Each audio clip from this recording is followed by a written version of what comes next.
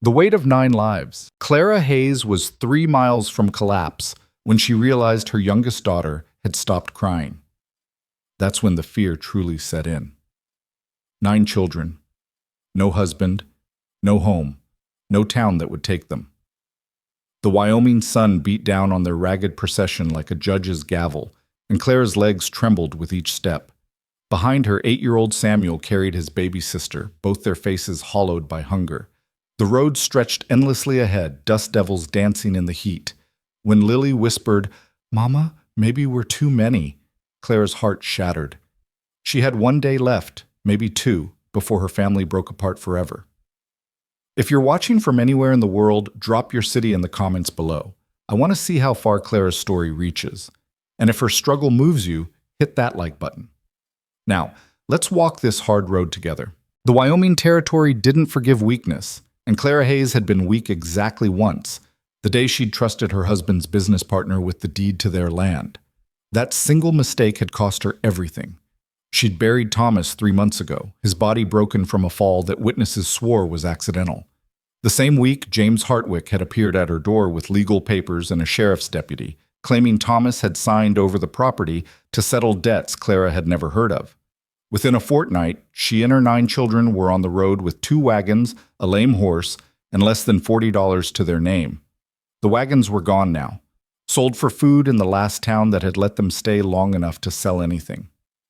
"Mama!" Samuel's voice cracked with thirst. At 8 years old, he'd become the man of the family by default, and the weight of it showed in his 2 serious eyes.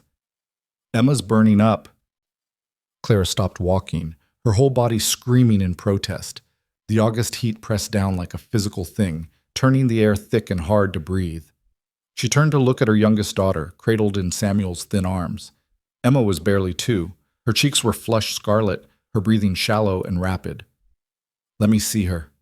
Clara's hands trembled as she took the child, feeling the dangerous heat radiating from her small body. Fever. In this heat, with no water, no shelter, no medicine. Behind Samuel, the rest of her children stood in a ragged line along the road. 16-year-old Margaret held baby Ruth, who'd mercifully fallen asleep despite her hunger. 14-year-old James, named for his father, though Clara sometimes wished she'd chosen differently, stood with his arm around 10-year-old Catherine, both of them swaying with exhaustion. 12-year-old William had 6-year-old Lily on his back, her arms locked around his neck. 9-year-old Grace leaned against 11-year-old Daniel, neither of them speaking, just breathing in the hot silence. 9 children, all of them depending on her, all of them slowly starving because no town would take in a widow with a brood this size. "We need water," Clara said, her voice steadier than she felt. "We need shade." "There's nothing, Mama." Margaret's voice held the flat tone of someone who'd stopped believing in miracles. "We've been walking for hours. There's nothing but empty land." Clara looked down the road ahead. Heat waves shimmered across the packed dirt, making the horizon ripple like water. To the left and right, scrubland stretched to distant mountains, dotted with sage and the occasional twisted juniper. No buildings, no creeks, no help. "Then we keep walking." Clara shifted Emma's weight, feeling the child's ragged breath against her neck. "We keep walking until we find something." "Mama." Lily's small voice carried clearly in the stillness. "Maybe we're too many. Maybe that's why nobody wants us." The words hit Clara like a physical blow. She stopped walking, turned to face all 9 of her children, and felt something crack open inside her chest. "Don't you ever say that!" Her voice came out fierce, almost angry. "Don't you ever think that! You are wanted, every single one of you. You are loved and you belong together, and we will find a way." But even as she said it, Clara felt the lie of it. They'd tried 4 towns, 4 times. She'd knocked on doors, begged for work, offered to do anything, cooking, cleaning, mending, field work. 4 times she'd seen the same calculation in people's eyes. 1 woman, 9 hungry mouths, no man to vouch for her character. Too risky. Too expensive. Too many. In the last town, a shopkeeper had pulled her aside and suggested quietly that perhaps she might consider placing the children in different homes. Good Christian families who might take 1 or 2, spread them out, give them opportunities she couldn't provide. Clara had walked out without responding, gathered her children, and left town within the hour. She'd lose them altogether or keep them all together. There was no middle ground. Come on. She started walking again, Emma's hot weight against her shoulder. Just a little farther. They walked as the sun climbed higher. William stumbled, went down on one knee, got back up without complaint. Catherine was crying silently, tears making clean tracks through the dust on her face. Baby Ruth woke and started wailing, hungry again, always hungry. Claire's vision started to blur at the edges. The road swam in front of her. Her legs felt like they belonged to someone else, distant and unreliable. Please, she thought, not quite a prayer, not quite a plea. Please just let me get them somewhere safe. Just that. Nothing else. The sound of hoofbeats registered slowly through her exhaustion. At first, Clara thought she was imagining it, her mind conjuring rescue because her body had given up. But the sound grew clearer, and when she turned, squinting against the sun, she saw a rider approaching from the direction they'd come. "Mama?" Margaret's voice was tight with fear. "Stay together!" Clara shifted Emma to her other shoulder, her free hand instinctively reaching for the small knife she kept in her pocket. Not much of a weapon, but all she had. The rider wasn't hurrying. He approached at an easy lope, and as he got closer, Clara could make out details. Tall man, broad-shouldered, wearing a dusty brown hat and range clothes that had seen hard use. His horse was a solid roan gelding, well-fed and cared for. 20 feet away, he slowed to a walk. 10 feet away, he stopped. For a long moment, he just looked at them. This ragged procession of a woman and 9 children standing in the middle of nowhere under a merciless sun. His face was weathered, creased around the eyes and mouth, with a few days' worth of dark stubble. Maybe 40 years old, maybe older. Hard to tell with men who'd spent their lives outdoors. "You're a long way from anywhere," he said finally. His voice was low and rough, like he didn't use it much. "We're traveling." Clara lifted her chin, trying to sound like she had a destination, like this was all according to plan. The man's eyes moved over her children, lingering on Emma's flushed face, on Samuel's too thin frame, on the way they all swayed where they stood. Traveling where? Clara had no answer to that. Her mind was too tired for convincing lies. "The next town," she said. "Next town is 15 miles east. Walking pace with kids, you might make it by nightfall tomorrow." He paused. "If you don't lose anyone to heat stroke first." The words were blunt but not cruel, just stating facts. "We'll manage," Clara said. "That one's fevered." He nodded toward Emma. "And those boys look like they haven't eaten in days. You won't make 15 miles. "We don't have a choice." The man studied her for another long moment. Then he swung down from his saddle in one smooth motion, moving with the easy confidence of someone who'd spent his whole life on horseback. "Name's Luke Calder," he said. "I've got a ranch about 3 miles north, spring-fed creek, cool barn, food in the larder." He looked at Clara directly. "Your kids need water and rest, and that little one needs to get out of the sun before her fever gets worse." Clara's throat tightened. She'd heard generous offers before, had learned to hear the price that came attached. "We don't have money to pay you." "Didn't ask for money." "Then what are you asking for?" Luke Calder's expression didn't change. "Nothing. Your kids are suffering. I can help with that. It's not complicated." "Everything's complicated," Clara said. "Not this." He turned, reached for his horse's reins. 3 miles north, follow the creek line when you see it. White ranch house, red barn. Can't miss it." He swung back into the saddle. "I'll ride ahead. Get things ready. You come along at your own pace." "Wait." The word came out before Clara could stop it. Luke looked down at her, waiting. "Why would you help us? You don't know us. You don't know anything about us." He was quiet for a moment, his gaze moving over her children again, really looking at them, seeing them as people rather than problems. "I know enough," he said finally. "I know you're trying to keep your family together in a place that makes that damn near impossible. I know those kids need help, and I know I've got help to give." He adjusted his hat against the sun. Sometimes it really is that simple. Then he turned his horse and rode north, leaving Clara standing in the road with 9 pairs of eyes watching her. "Mama?" Margaret's voice was small, uncertain. "Is it a trick?" Clara looked down at Emma's flushed face, felt her daughter's rapid heartbeat against her chest, looked at Samuel, who could barely stand but was still trying to be strong. At all of them, her 9 reasons for living, slowly breaking under the weight of a world that didn't want them. "I don't know," she said honestly, "but Emma needs water. You all need water, and we're not going to make 15 miles. She shifted Emma's weight and started walking north.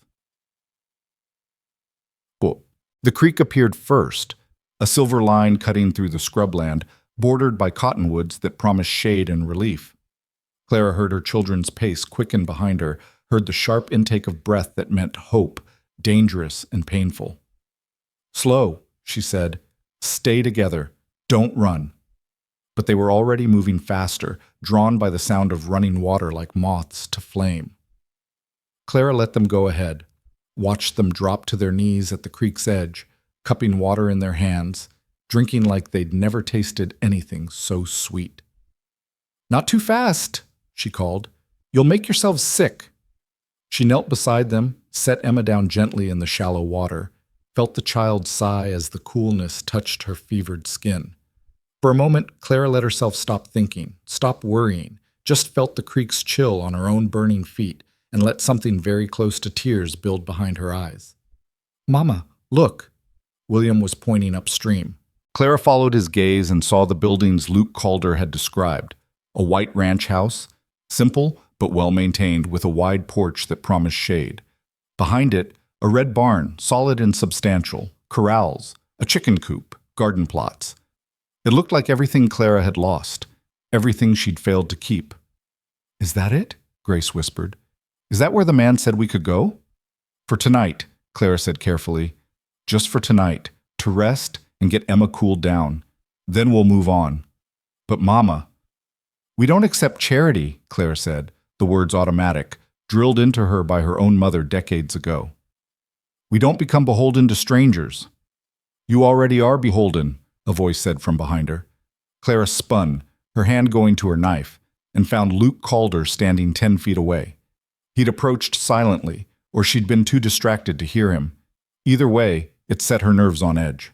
"You're alive because I pointed you to water," Luke continued, his tone matter-of-fact. "Your daughter's alive because you're not walking her through heat toward a town you'd never reach. You're already beholden.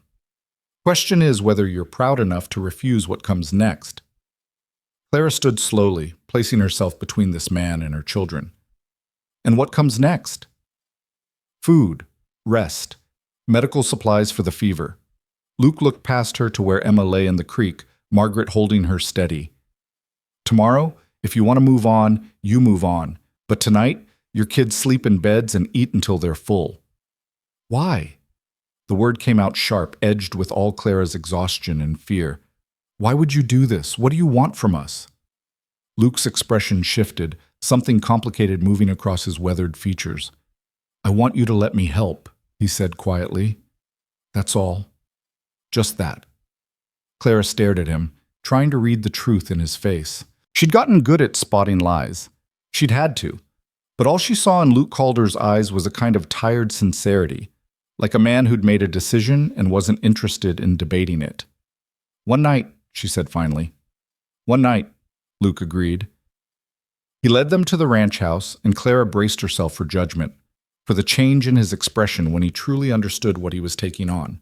9 children, all of them dirty and half-starved, descending on his home like locusts. But Luke just opened the door and stepped aside. "Washroom's down the hall," he said. "I'll get the stove going. Heat water for baths. There's a bedroom upstairs with 4 beds.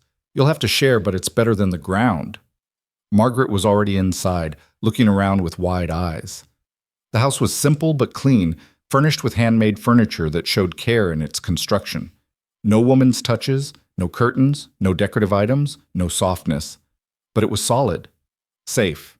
Clara carried Emma inside, felt the coolness of the house wash over her fevered skin. "I'll need clean cloths," she said. "And if you have any willow bark or—" "Medicine cabinets in the kitchen," Luke said. "Help yourself to whatever you need."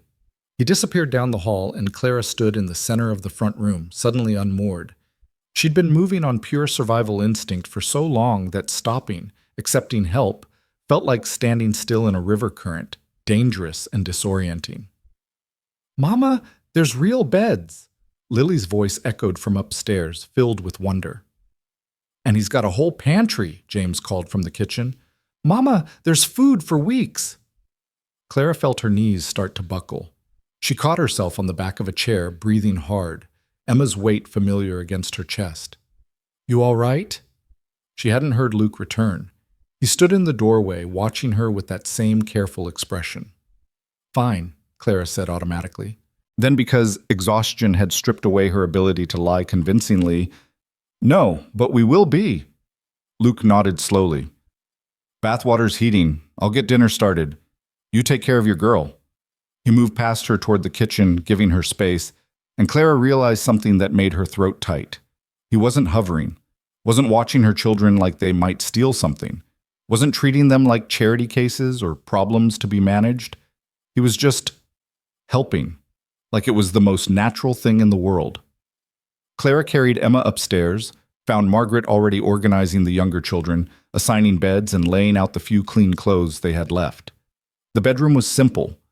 4 narrow beds, whitewashed walls, a single window overlooking the corrals. But it might as well have been a palace for the way her children looked at it. Real beds, Mama, Samuel said softly, touching the quilt on the nearest one like he couldn't quite believe it was real. Just for tonight, Clara reminded herself. She spent the next hour tending to Emma, bathing her fevered skin with cool cloths, getting willow bark tea into her small body, watching anxiously for any sign the fever was breaking.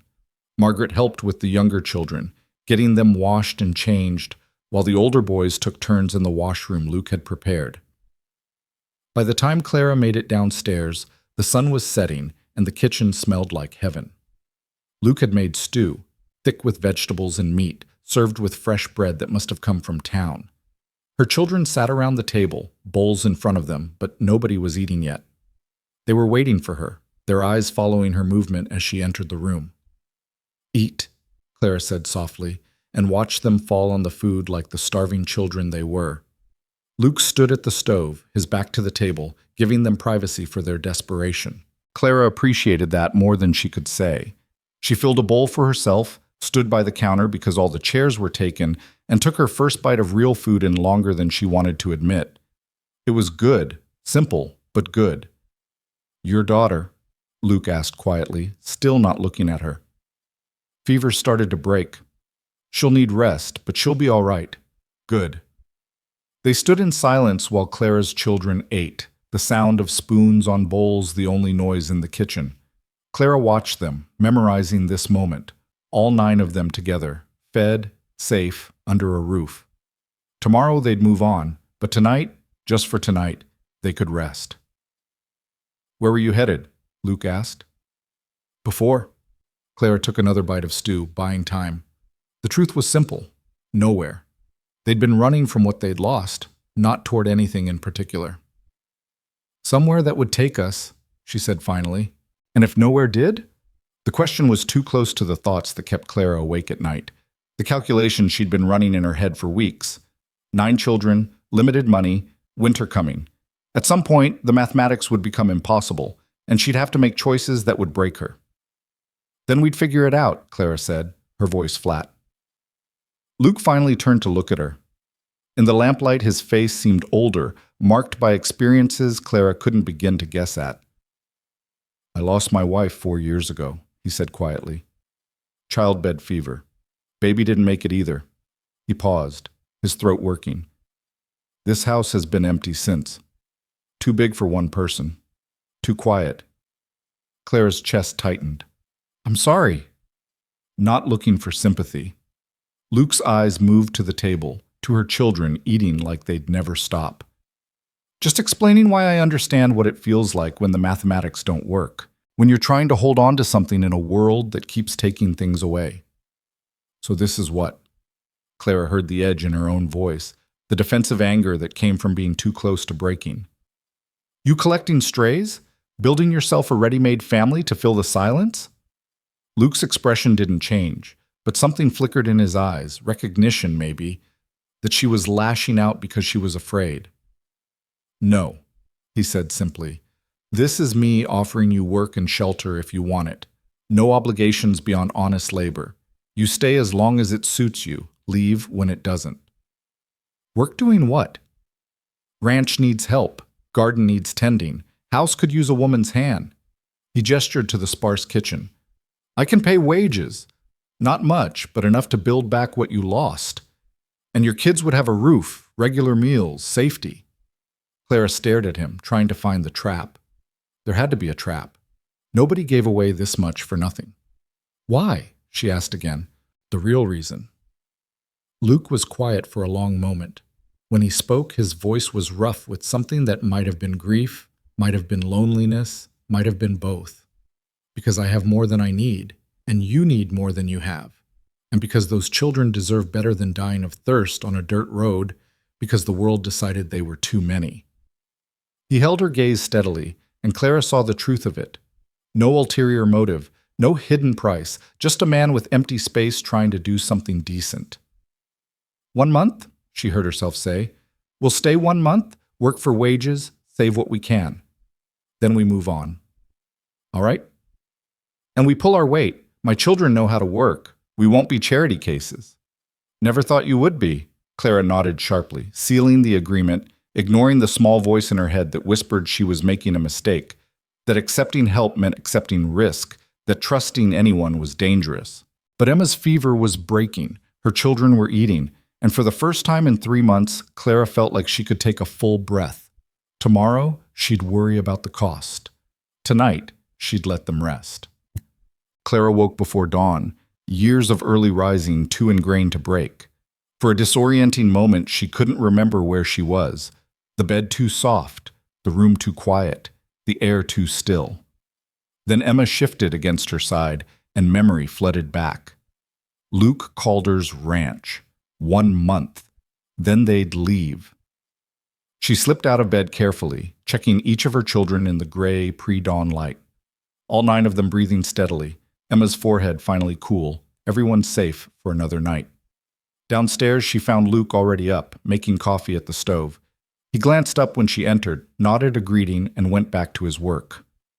Couldn't sleep? Clara asked. Rancher's hours. Sun's almost up. He poured 2 cups of coffee, slid one across the counter to her. Your kids will need a few more hours. Let them rest. Clara wrapped her hands around the cup, feeling the warmth seep into her palms. Outside, the sky was starting to lighten, turning the landscape from black to gray to the soft gold of early morning. What needs doing? She asked. Luke raised an eyebrow. First day, and you're already working? We don't take charity. So you said. He took a long drink of coffee, considering. Garden needs weeding, chicken coop needs cleaning, pantry could use organizing, inside work until you get your bearings. And after that?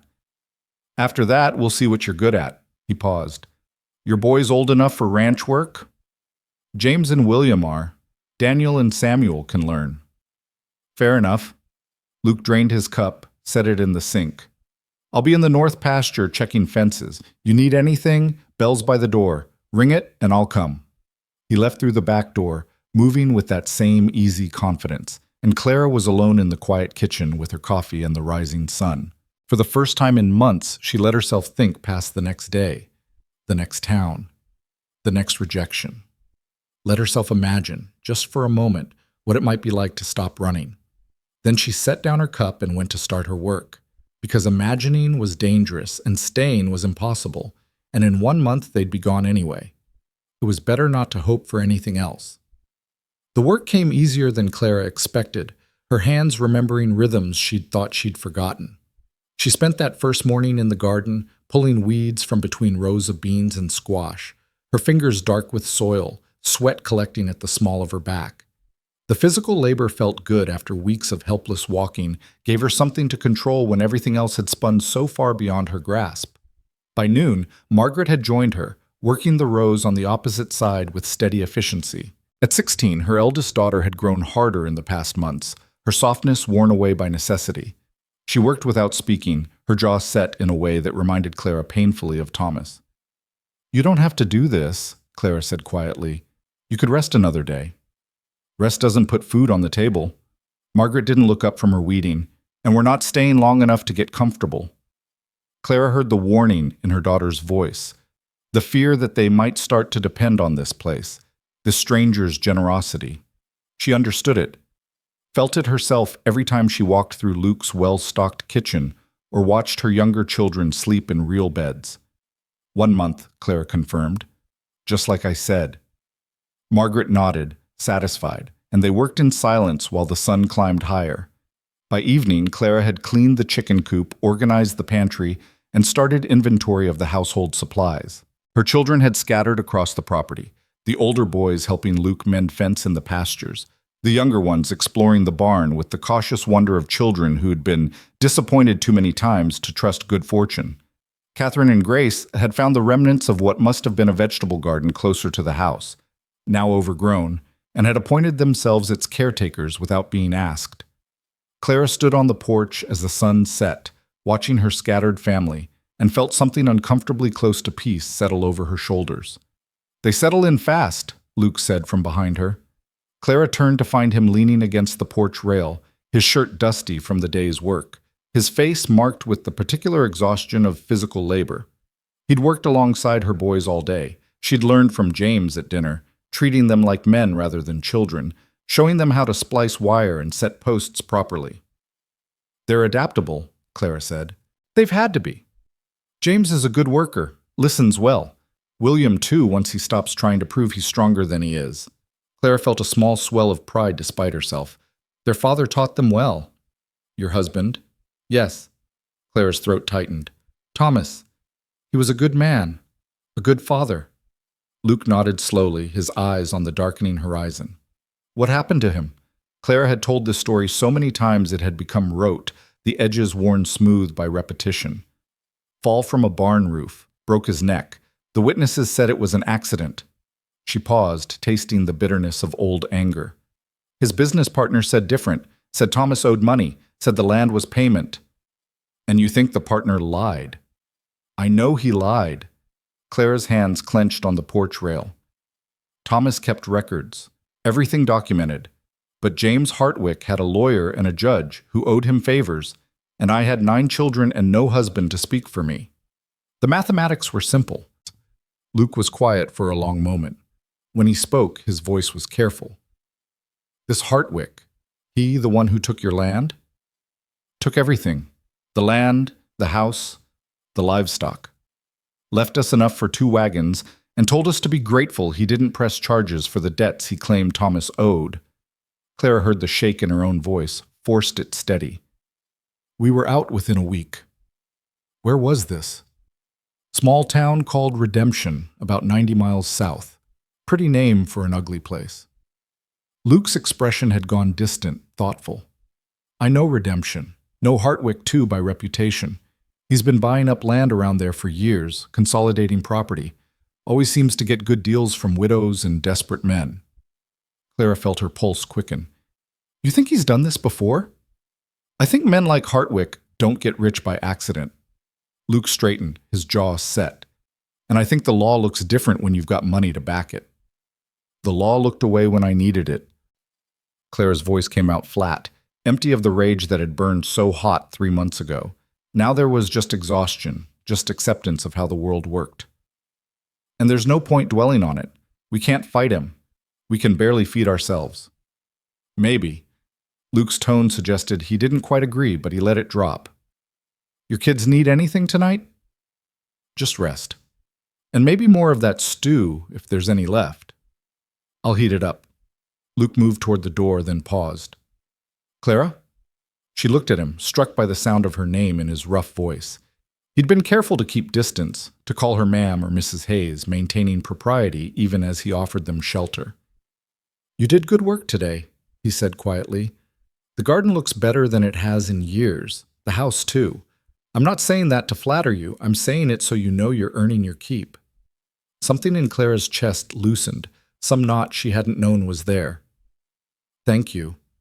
He nodded and disappeared inside, leaving Clara alone with the cricket song and the cooling air and the strange, fragile feeling of being seen. The days fell into rhythm. Clara woke before dawn, started coffee, prepared breakfast for her children and Luke. The older boys worked the ranch alongside Luke, learning the skills Thomas had been teaching them before he died. How to read cattle, how to judge weather, how to fix what broke before it became unfixable. Margaret took over the household management with quiet competence, teaching the younger girls cooking and sewing and all the domestic arts Clara had once taken for granted. The middle children, Daniel, Catherine, William, Grace, found their own niches, making themselves useful in whatever ways their ages allowed. Emma recovered slowly, her fever finally breaking on the third day, leaving her weak but alive. She spent her days following Clara through the house, her small hand tucked into her mother's skirt, afraid to let her out of sight. "She thinks if she stops watching, you'll disappear," Margaret said one afternoon, her tone matter-of-fact. Clara looked down at Emma's dark head, felt her daughter's grip tighten reflexively. "I'm not going anywhere." "You can't promise that." Margaret's voice held no accusation, just hard truth. "None of us can." By the end of the first week, Clara had reorganized the entire household, established routines, and begun the harder work of repairing the neglect that came from 4 years of a man living alone. She mended curtains, patched sheets, scrubbed floors that hadn't seen proper attention in longer than she wanted to guess. Luke accepted her efforts without comment, but she noticed small changes: fresh flowers on the kitchen table, new shelves he'd built for her growing collection of preserves, a rocking chair that appeared on the porch one morning, perfectly sized for her. "You don't have to do all this," she told him one evening, finding him in the barn working on what looked like a child's bed frame. Luke glanced up, his hand steady on the wood. "I know." "Then why are you?" He set down his tools, brushed sawdust from his hands. "Because your littlest ones are sleeping 3 to a bed, and because I can. Same reason you don't have to clean my house top to bottom, but you do anyway." Clara had no argument for that. She watched him work for a moment, the careful precision of his movements, the way he checked each joint twice before moving on. "You're good with your hands," she said. "Had a lot of practice." Luke ran his palm over the smooth wood, testing for splinters. "My father was a carpenter. Taught me the trade before I decided ranching suited me better." "Do you miss it?" "Sometimes. There's something satisfying about building things, making something useful from raw materials." He looked at her directly. "Your boys are picking it up fast. James especially. He's got the eye for it." "Thomas was teaching him." Clara's throat tightened. "Before." Luke nodded, understanding what she couldn't say. "I'll keep teaching him, if that's all right with you. Boys should have skills beyond ranch work." "We're only staying a month." "I know." Luke returned to his work, his tone mild. "But a month's long enough to learn something useful." Clara left him to his carpentry, walked back to the house where her children's laughter drifted through the open windows. She stood on the porch listening, really listening, to the sound of them playing instead of surviving, and felt the dangerous pull of permanence. 1 month, she reminded herself. They'd agreed on 1 month. But already, it was starting to feel like not nearly enough time. The second week brought visitors. Clara was hanging laundry when she heard horses approaching, looked up to see 3 riders coming up the main road. Luke emerged from the barn, his posture subtly changed, not quite tense, but alert, watchful. "Go inside," he said quietly to Clara. "Keep the children in." Clara's heart kicked hard against her ribs. "What's wrong?" "Probably nothing, but do it anyway." She gathered the younger children quickly, herded them inside, stationed Margaret at the window with instructions to watch and listen. Then she stood in the doorway, close enough to hear, ready to move if necessary. The 3 riders were well dressed for ranch country. Clean shirts, good horses, the kind of men who made their living with papers rather than ropes. The one in front, older and heavier than his companions, had the look of someone used to being obeyed. "Luke Calder," the man said, his tone friendly enough but his eyes sharp. "Been a while." "Hartwell." Luke's voice gave nothing away. "What brings you out this way?" Clara's hands clenched on the doorframe. Not Hartwick, but close enough to make her pulse race. She watched the exchange with the careful attention of someone who'd learned to read danger in the spaces between words. "Just checking on the property values in this area," Hartwell said easily. "Making sure everyone's doing all right. Heard you'd taken on some help." "Ranch needed it." "So I see." Hartwell's gaze moved past Luke to the house, lingering on Clara in the doorway. "That's quite a bit of help. Big family you've got there." "They work hard, earn their keep." "I'm sure they do." Hartwell's tone suggested otherwise. "But people talk, Luke. And the talk is that you've got a woman and a whole brood of children living under your roof, and no legal arrangement to speak of. Makes folks wonder about the propriety of it. Clara felt ice slide down her spine. She'd been so focused on survival, on getting her children safe, that she hadn't thought about how it would look. A widow and 9 children living with an unmarried man. Luke's posture hadn't changed, but something in the air shifted, grew colder. What folks wonder is their business. What happens on my property is mine. Of course, of course. Hartwell raised his hands in a gesture of peace. Just passing along what I've heard. Wouldn't want there to be any complications. Legal or otherwise. There won't be. Good. Good. Hartwell gathered his reins, preparing to leave. You take care, Luke, and you might want to think about making things more official for the sake of those children, if nothing else. The law takes a dim view of improper situations involving minors. They rode away, and Clara watched Luke stand perfectly still until they disappeared down the road. Then his shoulders dropped slightly, and he turned back toward the house. Clara met him at the porch steps. What was that about? Hartwell's a land speculator, works with James Hartwick. Clara finished the sentence, everything clicking into place with sickening clarity. They're partners, aren't they? Luke nodded slowly. Different operations, but they coordinate. Hartwell handles this territory, Hartwick handles the southern region. They buy cheap from desperate people, sell high to newcomers. And now they know I'm here. Clara felt the walls closing in, the brief illusion of safety shattering. They'll tell Hartwick. He'll come. Maybe. Not maybe. Definitely. Clara's mind raced, already calculating. They'd need to leave soon before Hartwick could cause more trouble, before he could use her presence here against Luke, against all of them. We should go, tonight. We've saved a little. It's enough to get us to the next territory, and no. The word was quiet, but absolute. Clara stared at Luke, seeing something hard and unyielding in his expression. You don't understand, she said. James Hartwick destroyed my life once. I won't let him do it again, and I won't let him destroy yours in the process. And you don't understand. Luke's voice stayed level, but intensity burned beneath it.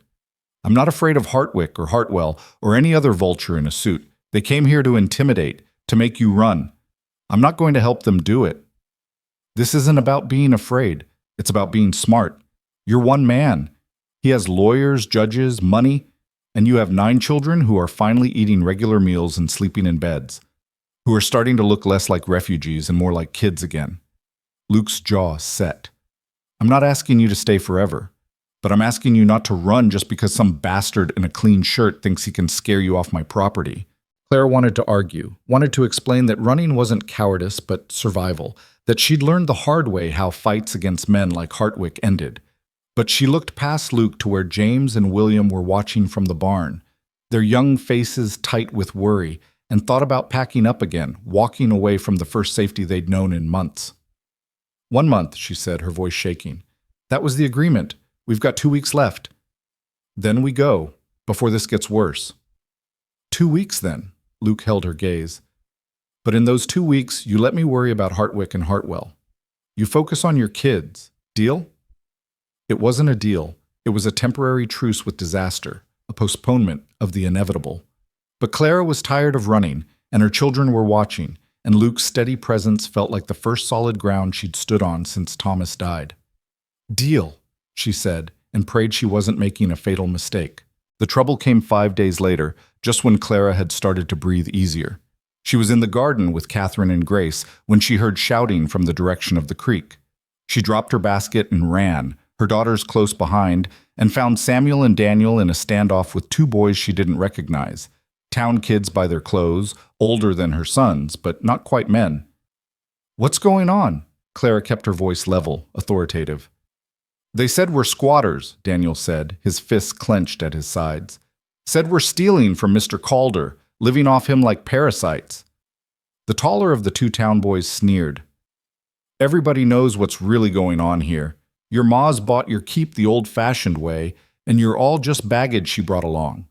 Clara's vision went white at the edges. She stepped forward, putting herself between the town boy and her sons, and let every ounce of her fury show in her face.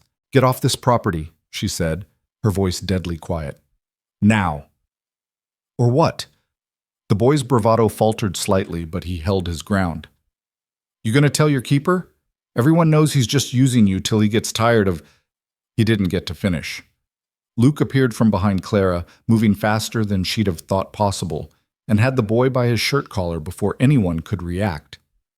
"You've got 3 seconds to get on your horse and ride," Luke said, his voice flat and cold.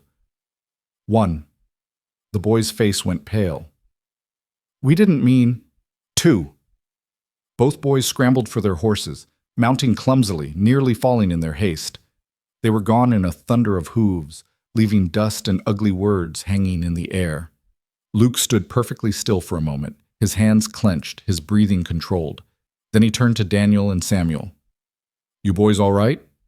"Yes, sir," Daniel said quietly. "We didn't start it." "I know you didn't." Luke's expression softened slightly.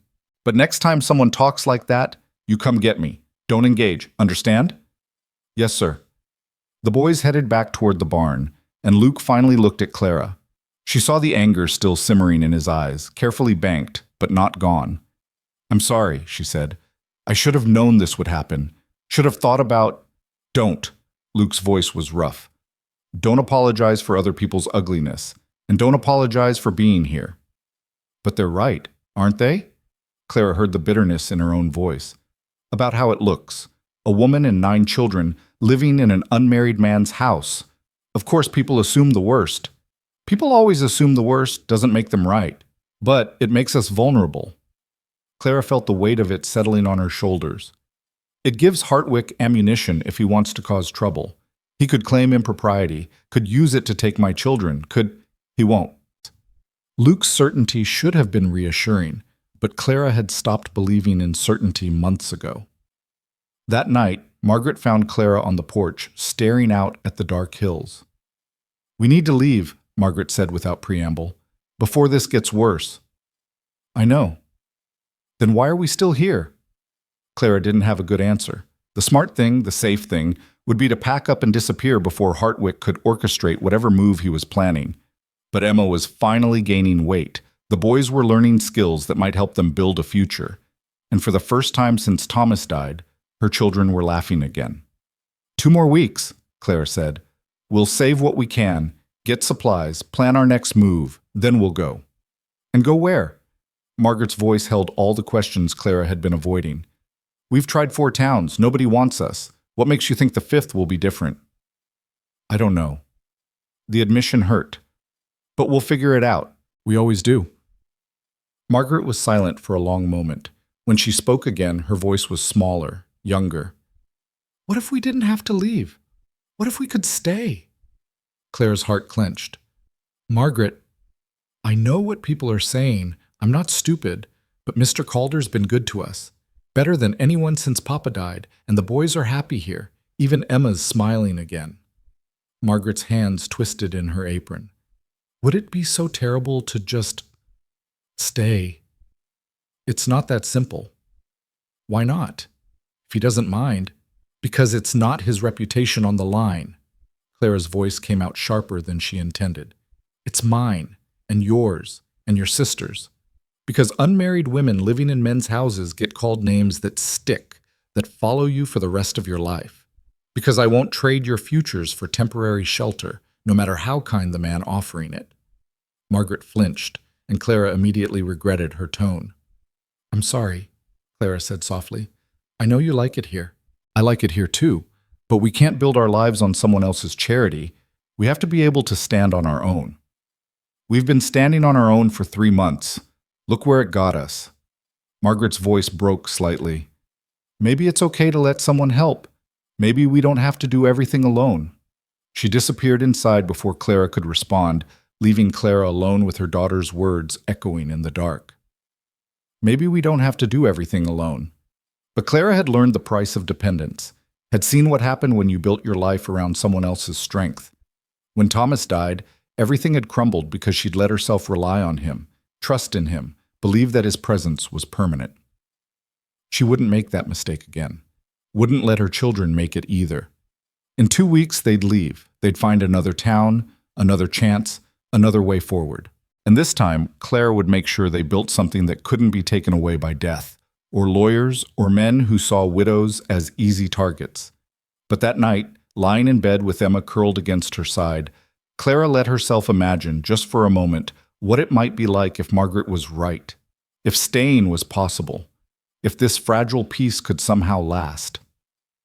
Then she closed her eyes and reminded herself that peace was always temporary, that good fortune always had a price, and that in 2 weeks, they'd be gone anyway. It was better not to hope for anything else. The morning started like any other, with Clara at the stove frying eggs while her children gathered around the table and Luke came in from his early chores smelling of hay and livestock. But there was a tension in the air that Clara couldn't name, a weight pressing down that made her hands unsteady as she served breakfast. "Creek's running high," Luke said, pouring himself coffee. "All that rain we had last week. James, William, I'll need you boys to check the lower pasture fences this morning. Water gets much higher, it'll take out the posts." "Yes, sir," James said, already halfway through his second helping of eggs. "I'll come too," Daniel offered, eager as always to prove himself useful. Luke considered this, then nodded. "All right. But you stay close to your brothers, and if the water looks dangerous, you back off. Understood?" "Understood." Clara felt Emma's small hand tug at her skirt.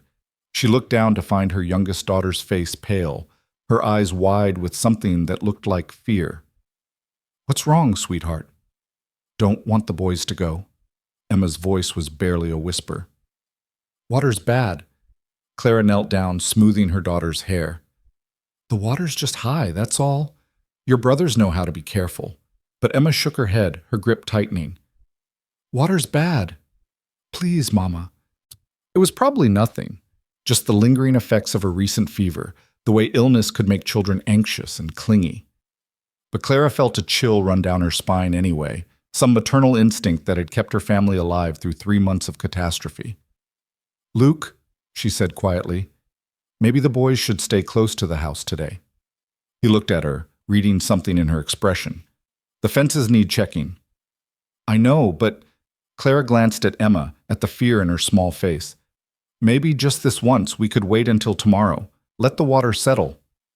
Luke's jaw tightened, and for a moment Clara thought he'd argue.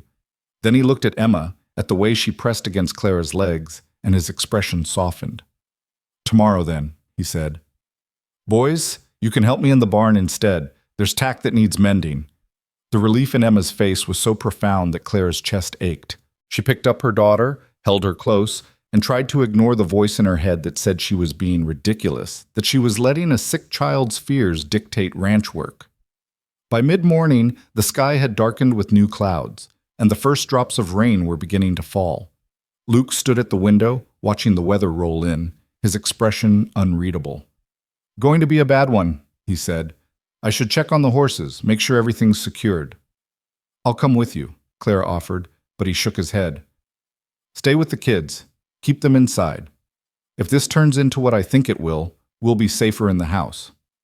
He disappeared into the rain, and Clara gathered her children, counting heads the way she'd done obsessively since leaving Redemption. 9. All present, all safe. The storm hit hard and fast, rain drumming against the roof like fists, wind howling around the corners of the house. The younger children huddled together near the stove while Margaret helped Clara prepare an early lunch, their movements quick and efficient in the gray light. "Mama!" Samuel stood at the window, his face pressed to the glass. "The creek's overflowing." Clara joined him, looked out to see brown water spreading across the lower pasture, moving fast and angry. If the boys had been down there checking fences, she pushed the thought away, but her hands were shaking. Luke returned an hour later, soaked through, his face grim. "Creek's taken out the bridge, won't be able to get to town until the water goes down." "How long will that take?" "Day or two, maybe more, depending on how much rain we get." He stripped off his wet coat, accepted the towel Margaret handed him. "We've got enough supplies to last a week if we're careful. Should be fine." But there was something in his tone that suggested otherwise, and Clara felt her anxiety ratchet higher. The storm lasted through the afternoon and into the evening, the rain relentless, the wind fierce enough to rattle the windows in their frames. The children grew restless, then frightened, then exhausted, falling asleep in piles around the front room while Clara and Luke sat at the kitchen table listening to the weather rage. Emma knew, Clara said quietly. This morning. Somehow she knew it would be dangerous. Luke wrapped his hands around his coffee cup. Children sense things sometimes, or maybe she just got lucky. Either way, if the boys had been down by that creek, Clara couldn't finish the sentence. But they weren't. They're safe. Everyone's safe. The reassurance should have helped, but Clara couldn't shake the feeling that the storm was just the beginning, that something worse was coming. She was right. The rain stopped just before dawn, leaving the world washed clean and strangely silent. Clara woke to find Luke already gone, his side of the kitchen table empty, coffee cold in the pot. She checked on her children, found them all still sleeping, then went to the window. The creek had receded somewhat, but the damage was extensive. Fences down, debris scattered across the pastures, mud everywhere. And coming up the road, visible in the early light, were riders. Clara's heart dropped. She recognized the lead rider even at a distance. James Hartwick rode like a man who owned everything he surveyed, his posture arrogant even on horseback. Behind him were 4 other men, all armed, all wearing the hard expressions of people paid to enforce someone else's will. Clara ran to wake Margaret. Get the children upstairs. Keep them quiet. Don't come down no matter what you hear. Mama, what's happening? Just do it, please. She was back at the window when Luke emerged from the barn, wiping his hands on his work pants, his expression carefully neutral as he watched the riders approach. Clara wanted to go to him, to stand beside him, but something told her that would only make things worse. Hartwick reined in 20 feet from where Luke stood. Up close, Clara could see he'd aged since she'd last seen him, more gray in his hair, deeper lines around his mouth. But his eyes were the same, cold and calculating, assessing everything for its value. Luke called her, Hartwick said, his voice carrying clearly in the still morning air. Heard you've been harboring a fugitive. Clara's blood went cold. Fugitive. The word was a weapon, carefully chosen, designed to turn shelter into crime. I've been providing work and wages to a woman and her children, Luke said evenly. Nothing illegal about that. Depends on the woman. Hartwick's gaze moved to the house, finding Clara in the window. His smile was sharp, triumphant. Mrs. Hayes owes substantial debts. Debts her late husband incurred and she's legally responsible for. By hiding her, you're aiding in fraud. That's a lie. Clara was moving before she realized it, out the door and onto the porch, fury overriding fear. Thomas never owed you anything. You manufactured those debts, forged his signature, stole our land through fraud and bribery. Careful, Mrs. Hayes.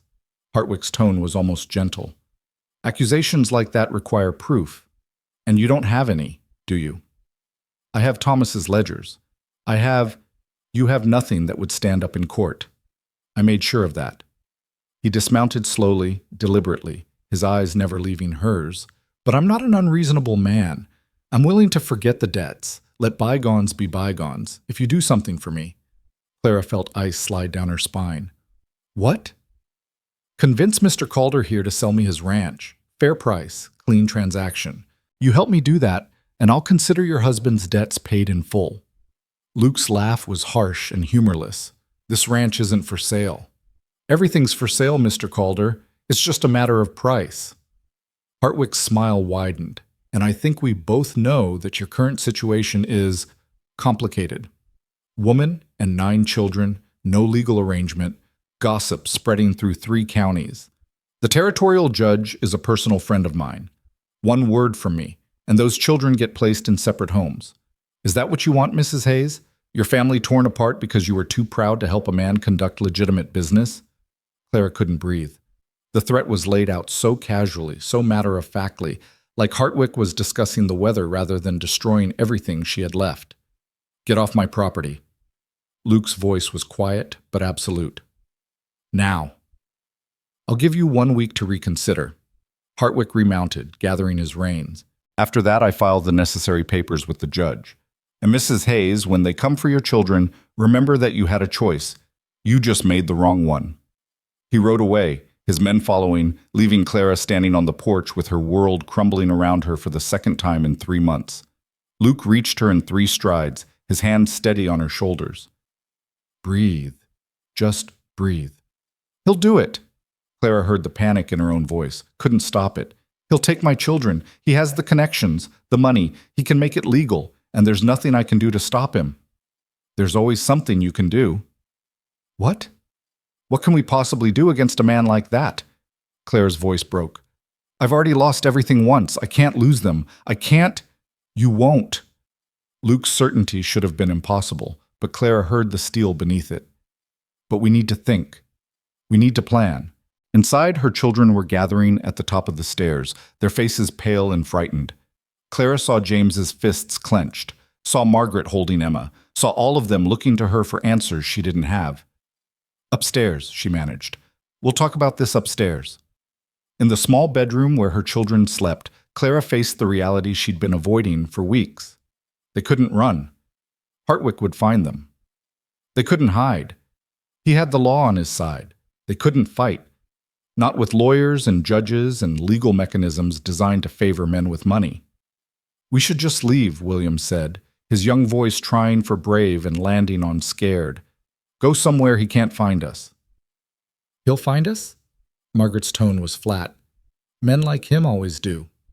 Then we give him what he wants. Daniel looked at Clara, his eyes old beyond his years. We convince Mr. Calder to sell. It's just land. It's not worth losing the family over. No. Luke spoke from the doorway where he'd been standing silent. I won't be threatened into selling my home. And even if I did, Hartwick would just find another way to hurt you. Men like him don't stop. They just escalate. Then what do we do? Catherine's voice was small, terrified. Clara looked at her 9 children, at their scared faces and thin shoulders, and the resilience that was starting to wear through. Looked at Luke, solid and steady in the doorway, refusing to bend, and felt something shift inside her, some fundamental change in perspective. She'd been running, hiding, trying to keep her family together through evasion and desperation. But maybe Margaret had been right. Maybe doing everything alone wasn't strength. Maybe it was just another form of surrender. We fight, Clara heard herself say. We find a way to prove Hartwick's fraud, to expose what he did, to get justice for Thomas and protection for all of us. With what? James asked. You said yourself the ledgers were gone, the papers were destroyed. The ledgers from our house were destroyed, but Thomas kept copies at his office in town. I never went back for them. I was too scared, too overwhelmed. But if they're still there, that's a 90-mile ride through territory Hartwick controls, Luke said quietly. And even if you found them, what makes you think anyone would believe them over his word? Because Thomas wasn't the only one he cheated. Clara's mind was racing now, pieces falling into place. When we were leaving Redemption, a woman stopped me. Emily Carson. She said her husband had died in a mining accident, and Hartwick had taken her claim the same way he took our land. Said there were others. If we could find them, get them to testify. They won't. Margaret's voice held bitter knowledge. They're scared, same as we were. Maybe they were, but maybe knowing they're not alone will change that. Clara looked at Luke. You said Hartwick's been consolidating property for years. How many families do you think he's destroyed? How many widows and desperate men has he squeezed dry? Luke's expression was thoughtful. Enough to make him very rich, and enough to make a lot of people very angry if they thought there was a chance of fighting back. There's your answer, then. Clara felt something like hope flicker in her chest. We don't fight him alone. We find everyone he's hurt, and we fight him together. The silence that followed was heavy with consideration. Then James spoke up, his voice stronger than before. I'll ride to Redemption. Get the ledgers from Papa's office. No. Clara's response was immediate. It's too dangerous. More dangerous than losing everyone? James met her eyes steadily. I'm 16, Mama. Papa would have trusted me with this. You should too. Clara looked at her eldest son, saw Thomas in the set of his jaw, the determination in his eyes, saw the man he was becoming, and the boy he'd had to stop being too soon. Not alone, she said finally. Luke goes with you. I'll need someone to stay here, Luke said. Watch over the ranch and your family. I'll stay. William straightened his shoulders. I can handle it. You're 12, Margaret said. Old enough to shoot straight and watch for trouble. William looked at Luke. You taught me yourself, sir. Said I had a good eye. Luke nodded slowly. You do. But if anything looks wrong, anything at all, you get everyone into the house, bar the doors, and wait for us to come back. No heroics. No heroics, William agreed. Clara felt the plan taking shape, fragile but possible. James and Luke would ride to Redemption, retrieve the ledgers, and make contact with Emily Carson and anyone else who might be willing to testify. Margaret and Clara would stay at the ranch, protecting the younger children and maintaining the appearance of normal life. They had 6 days before Hartwick's deadline, 6 days to build a case strong enough to stop him. It wasn't enough time. It might be impossible, but it was something, and something was better than the nothing they'd had before. We start tomorrow, Clara said. Tonight, we prepare. Pack supplies for the ride, write down everything we remember about Thomas's business dealings, make a list of people in Redemption who might be willing to help. She looked around at her children's faces, saw fear mixing with determination. This is dangerous. Hartwick won't like being challenged, but if we do this right, if we're careful and smart and brave, we might finally get the justice Thomas deserved. And if we fail? Grace asked in a small voice. Clara knelt down, took her daughter's hands. Then at least we'll fail fighting instead of running, and sometimes that makes all the difference. That night, Clara sat at the kitchen table with Luke, making lists and plans while her children slept upstairs. The house was quiet except for the scratch of pencil on paper and the tick of the clock on the mantel. This might not work, Luke said quietly. Even if we get the ledgers, even if we find people willing to testify, Hartwick has judges and lawyers on his payroll. The system is designed to protect men like him. I know. Clara set down her pencil, rubbed her tired eyes. But I have to try. If I don't, if I just let him take my children without fighting, I'll never forgive myself. You wouldn't be letting him. You'd be making the smart choice, keeping them safe. Safe? Clara heard the bitterness in her own laugh. They won't be safe scattered across different families, torn away from each other, raised by strangers. They'll be broken, and I'd rather die fighting than watch that happen. Luke was quiet for a long moment. When he spoke, his voice was rough with something that might have been emotion. When Sarah died, when I lost the baby, I told myself I was done. Done hoping, done planning, done imagining any future beyond the next day's work. He looked at Clara directly. Then you showed up on that road with your 9 children, half dead from thirst and sun, and you still had fire in your eyes, still had fight. I'd forgotten what that looked like. Clara felt her throat tighten. I don't feel very fierce right now. You are, though. Fierce enough to walk 90 miles with children in tow. Fierce enough to stand up to men with power and money. Fierce enough to look at impossible odds and decide to fight anyway. He reached across the table, his hand covering hers. That's worth fighting for. Worth protecting.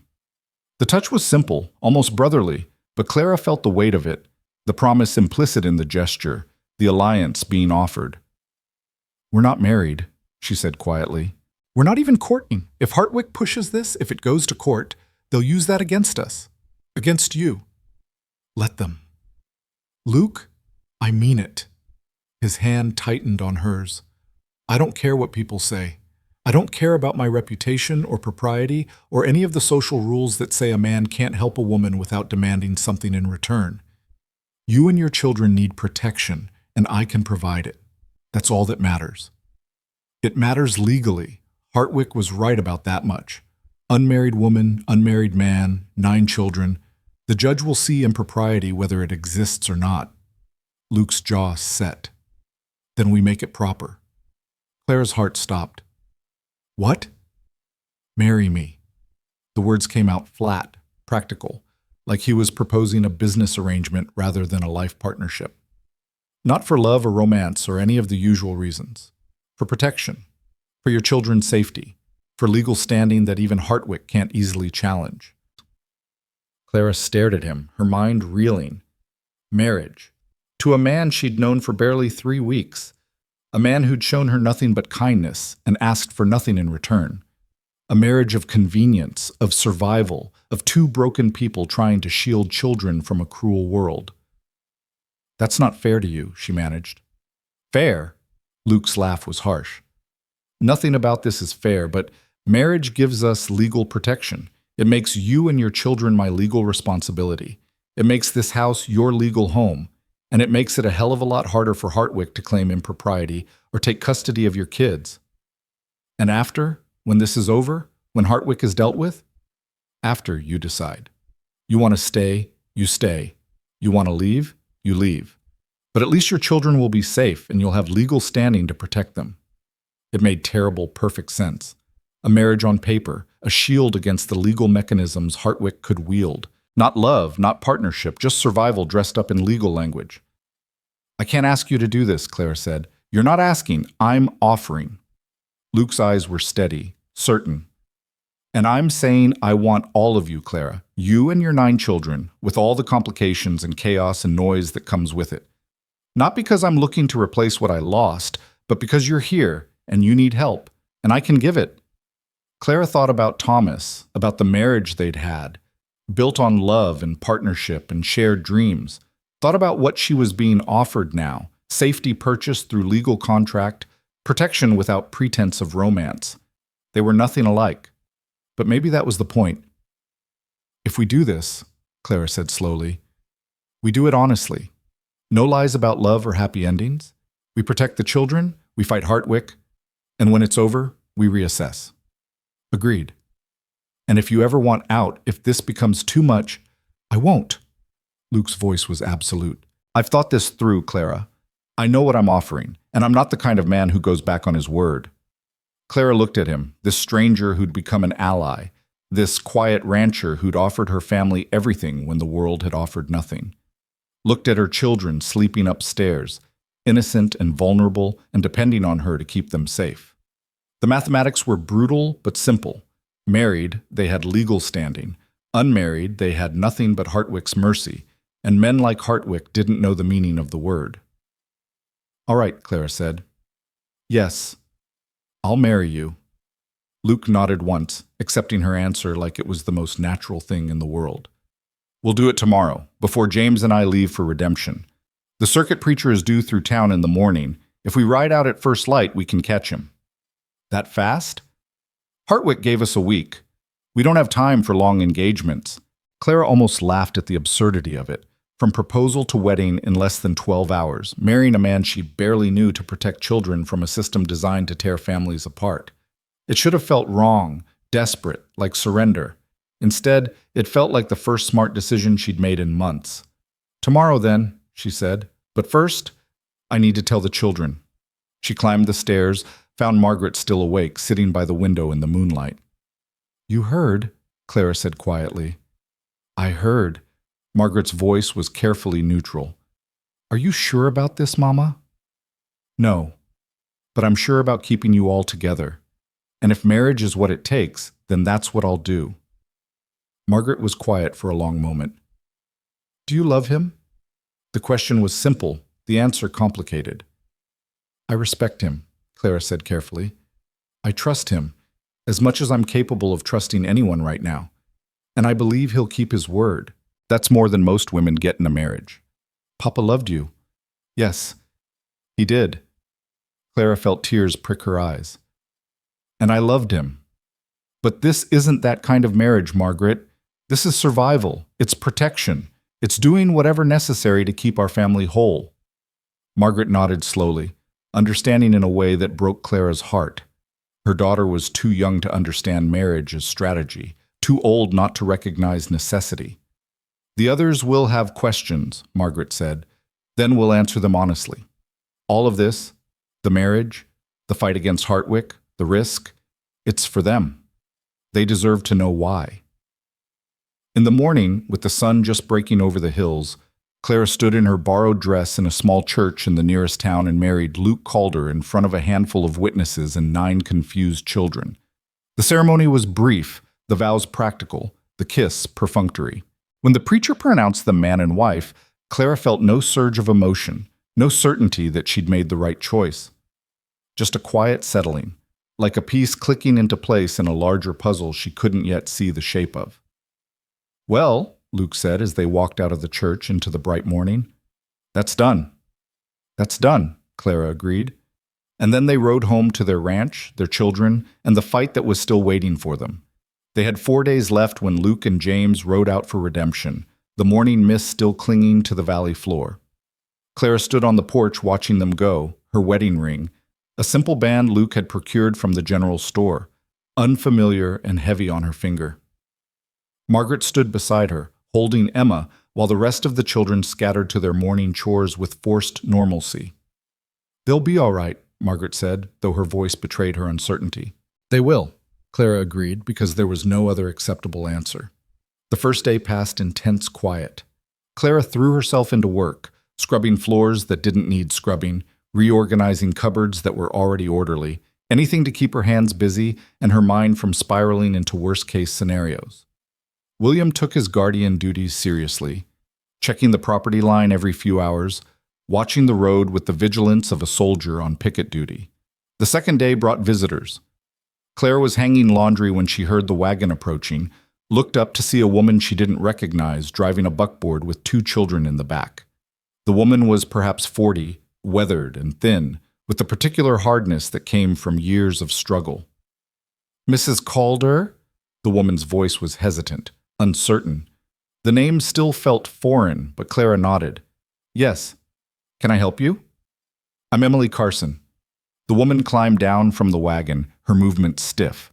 "We met in Redemption just before you left. I told you about my husband, about what James Hartwick did to us." Clara's heart kicked hard. "I remember.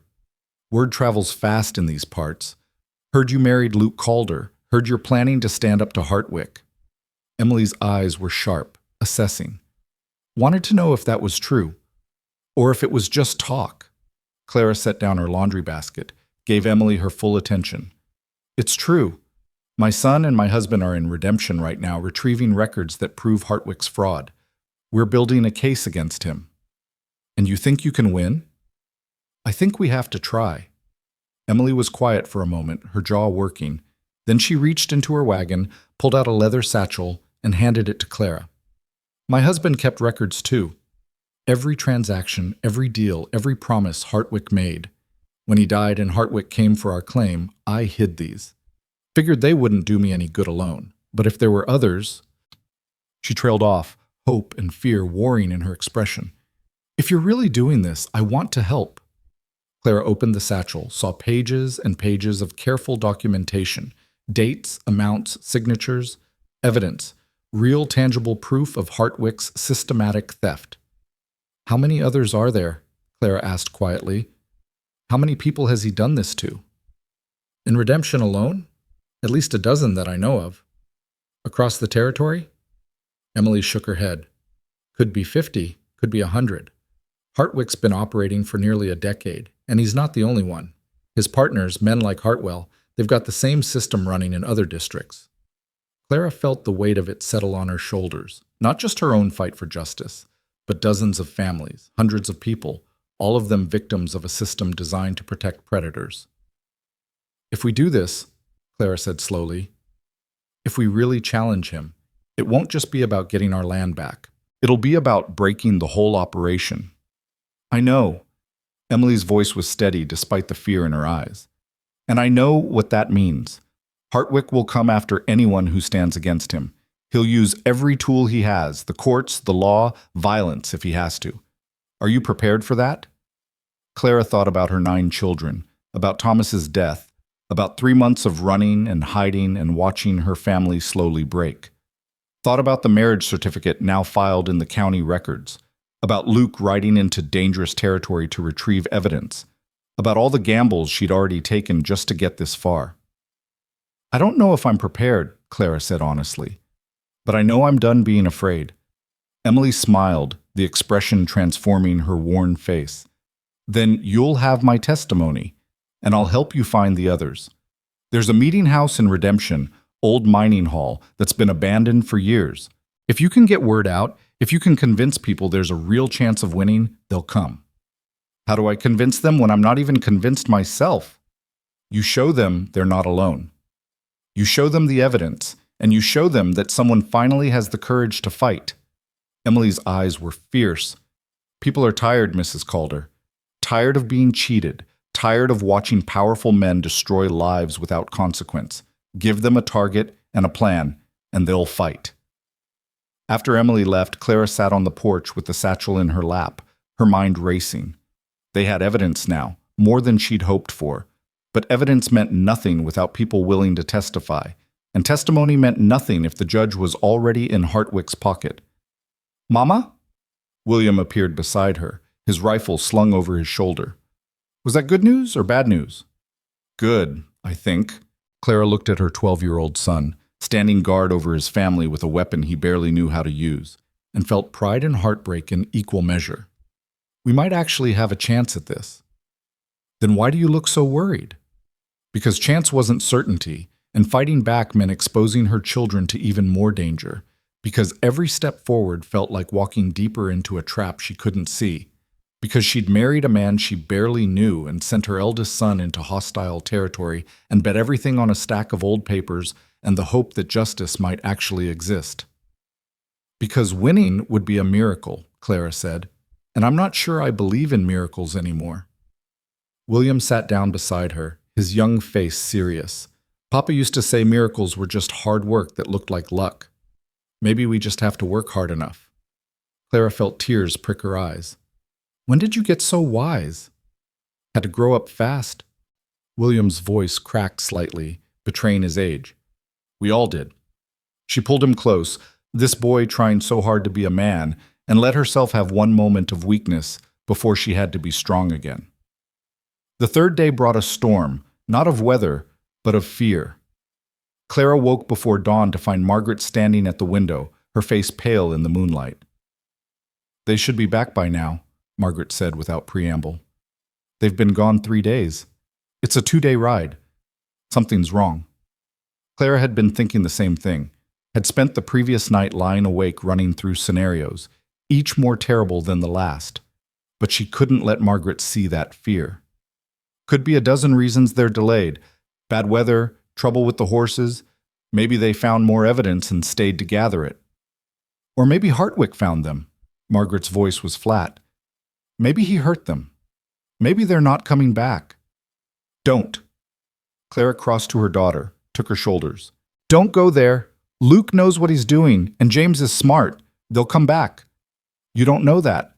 "No, but I have to believe it because the alternative is unacceptable." Margaret's composure cracked, tears spilling over. "I can't lose anyone else, Mama. I can't lose James, too." Clara held her daughter while she cried, stroking her hair, murmuring reassurances she didn't quite believe. Outside, the sun was beginning to rise, painting the sky in shades of gold and pink, indifferent to human suffering. By mid-morning, Clara had organized the younger children into normal routines. Lessons for the littlest ones, chores for the older ones. Anything to maintain the illusion of normalcy. But she felt the tension in the house, the way everyone kept glancing at the road, waiting for riders who didn't come. When the sound of hoofbeats finally reached them, near noon, Clara felt her heart stop. She moved to the window, looked out, and saw Luke and James, both mounted, both alive, both riding hard toward the house like something was chasing them.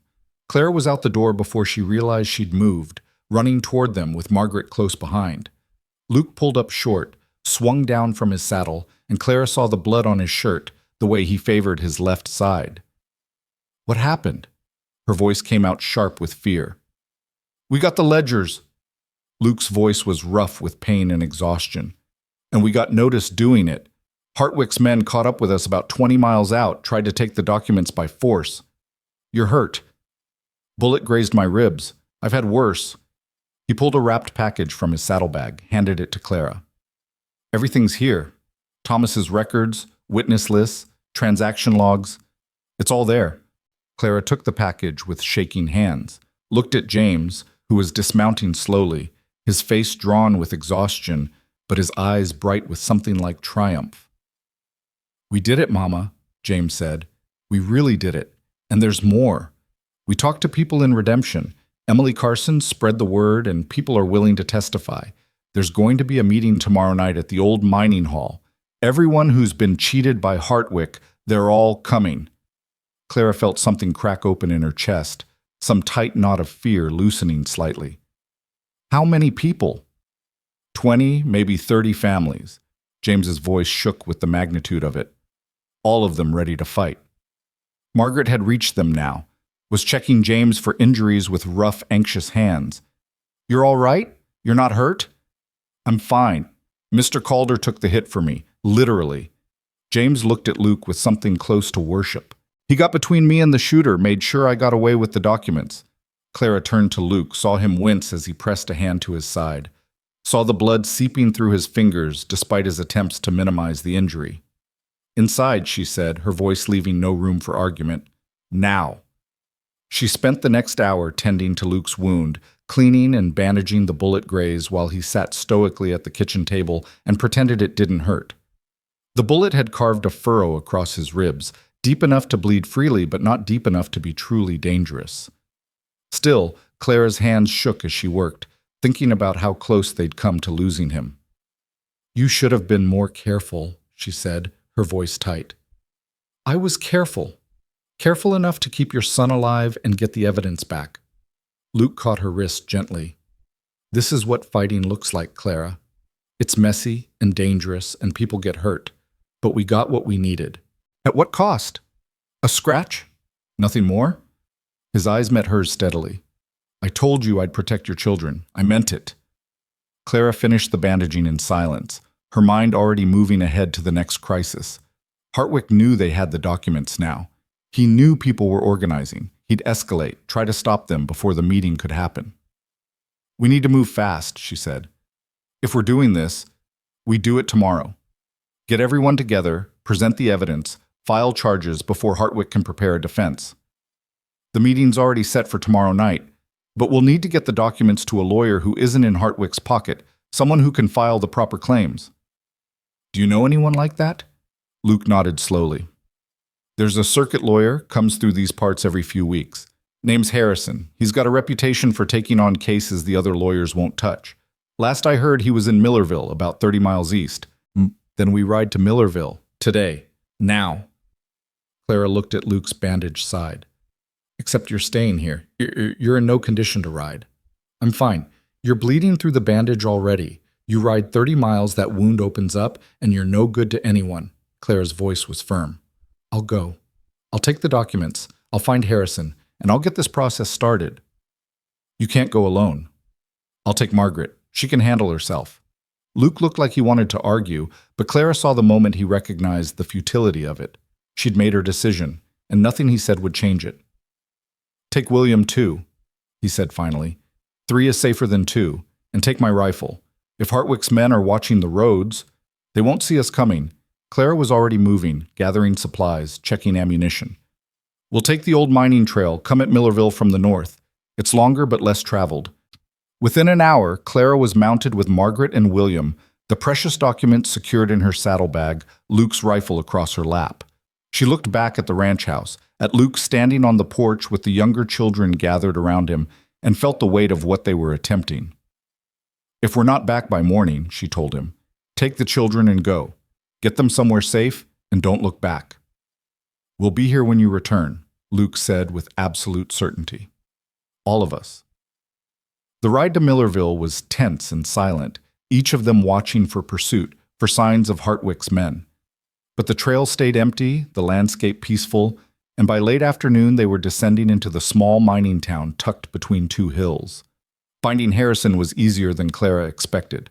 The lawyer kept an office above the general store, a cramped room stuffed with books and papers and the accumulated chaos of a man who cared more about justice than organization. He was younger than Clara expected, maybe 35, with sharp eyes behind wire-rimmed spectacles and ink stains on his fingers. Mrs. Calder, he said when she introduced herself, and the name still felt foreign on her tongue. I've heard your name recently. Word is you're planning to challenge James Hartwick. Word travels fast. In cases like this, it does. Hartwick's been squeezing people for years. A lot of folks would like to see him fall. Harrison gestured to the chairs across from his desk. But wanting and achieving are different things. What makes you think you can succeed where others have failed? Clara pulled out the documents, laid them on his desk. Because I have proof, transaction records, witness testimony, documented evidence of systematic fraud and land theft.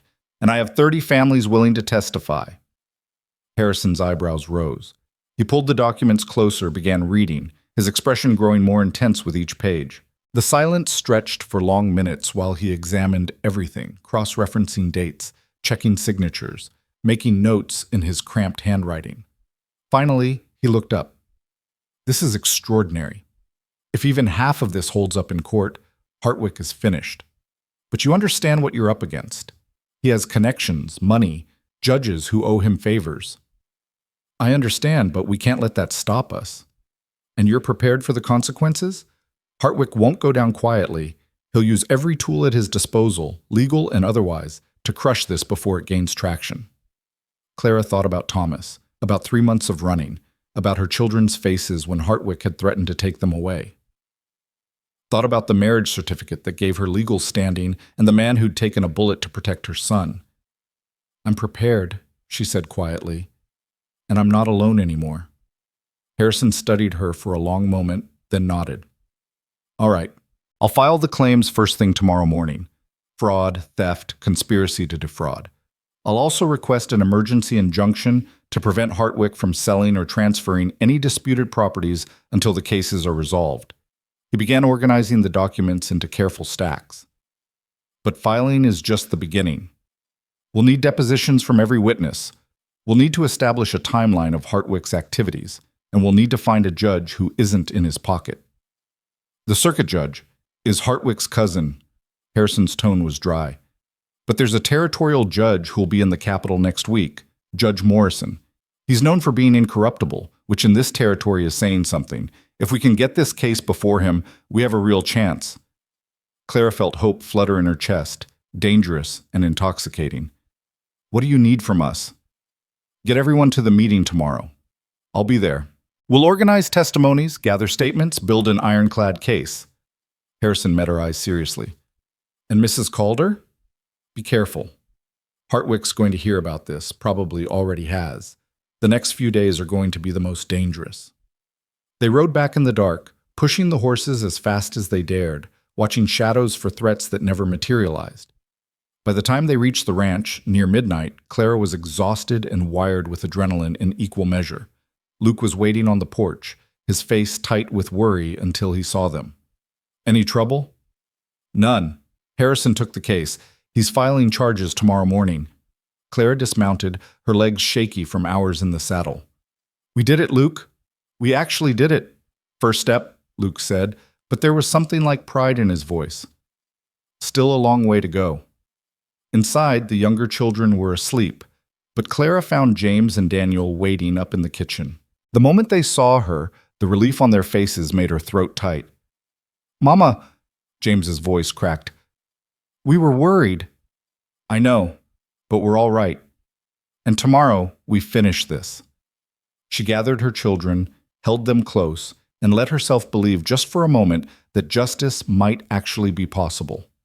The fourth day dawned clear and cold, and with it came the final confrontation Clara had been dreading.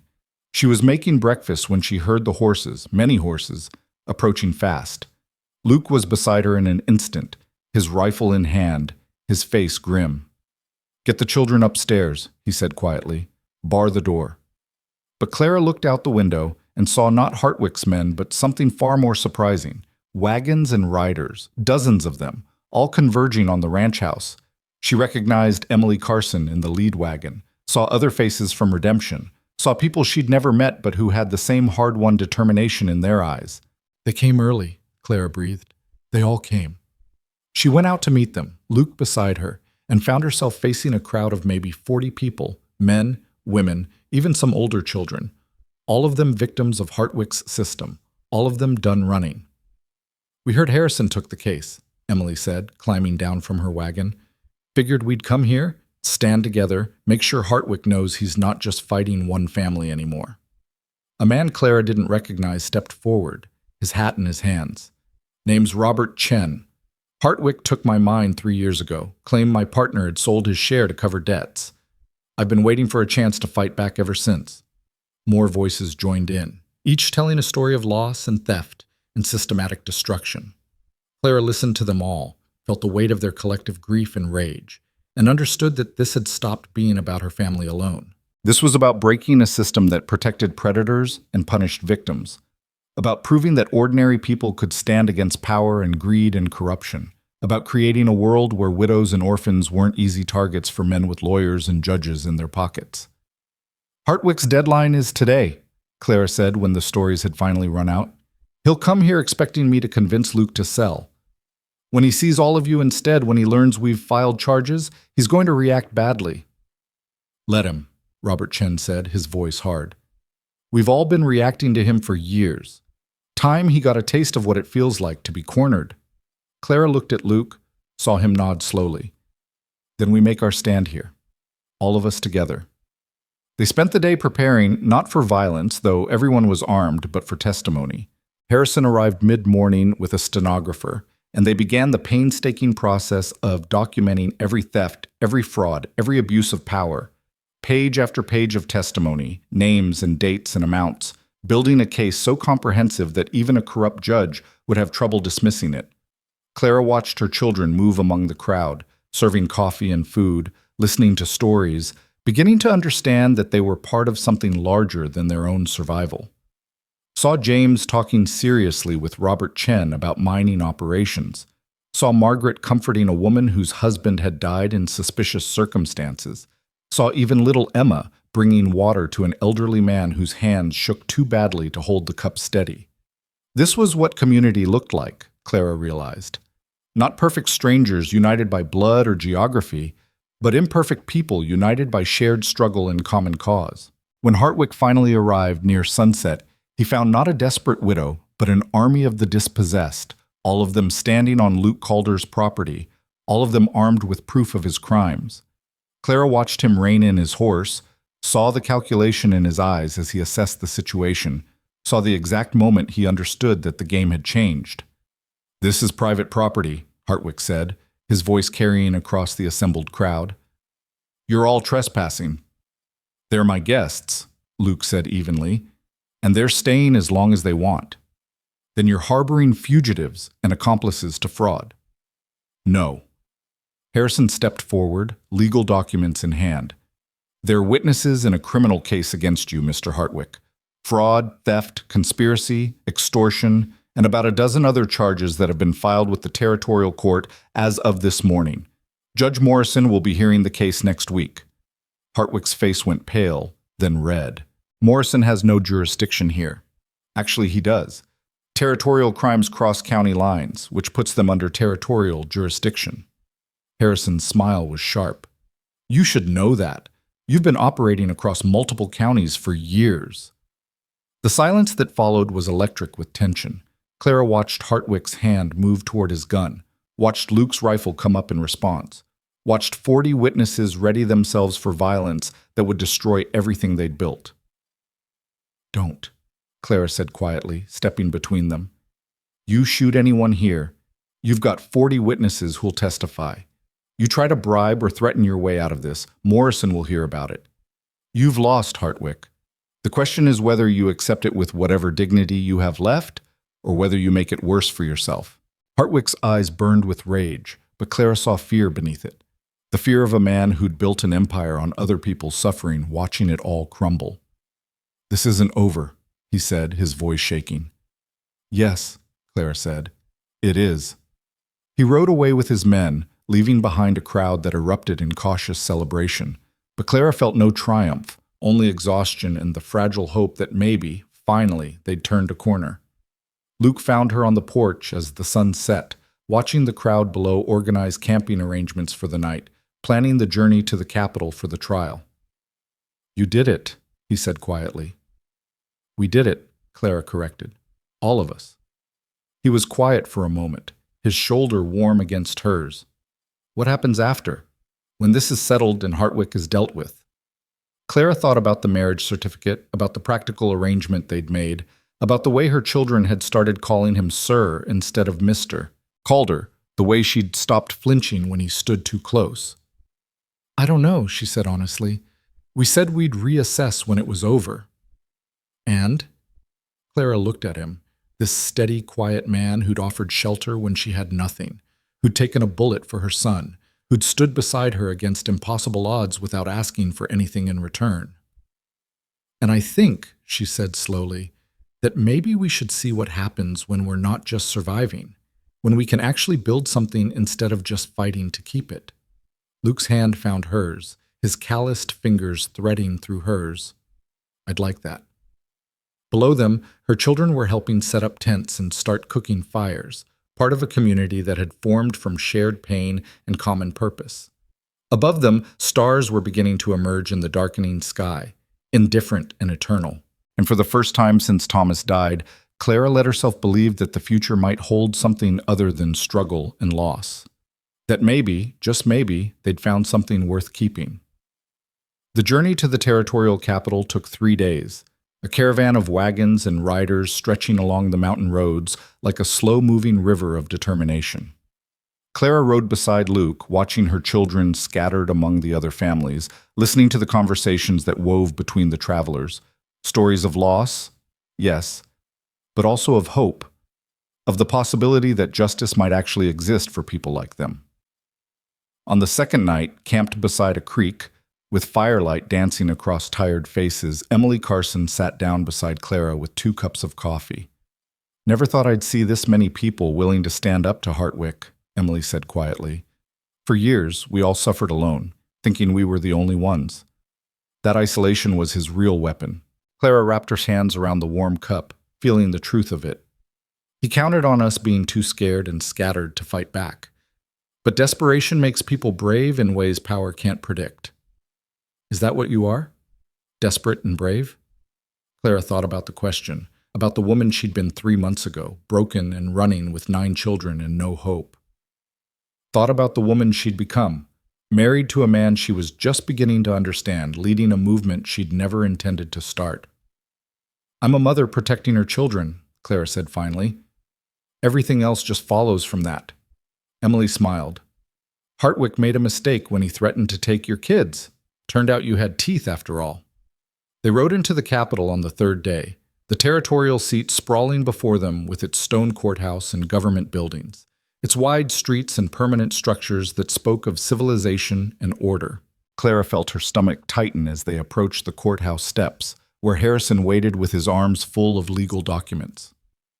Judge Morrison agreed to hear the case today, Harrison said without preamble. He's reviewed the preliminary evidence and wants to proceed immediately. That's good and bad. Good because it means he takes this seriously. Bad because we don't have much time to prepare our witnesses. How many can testify? Clara asked. In 1 day?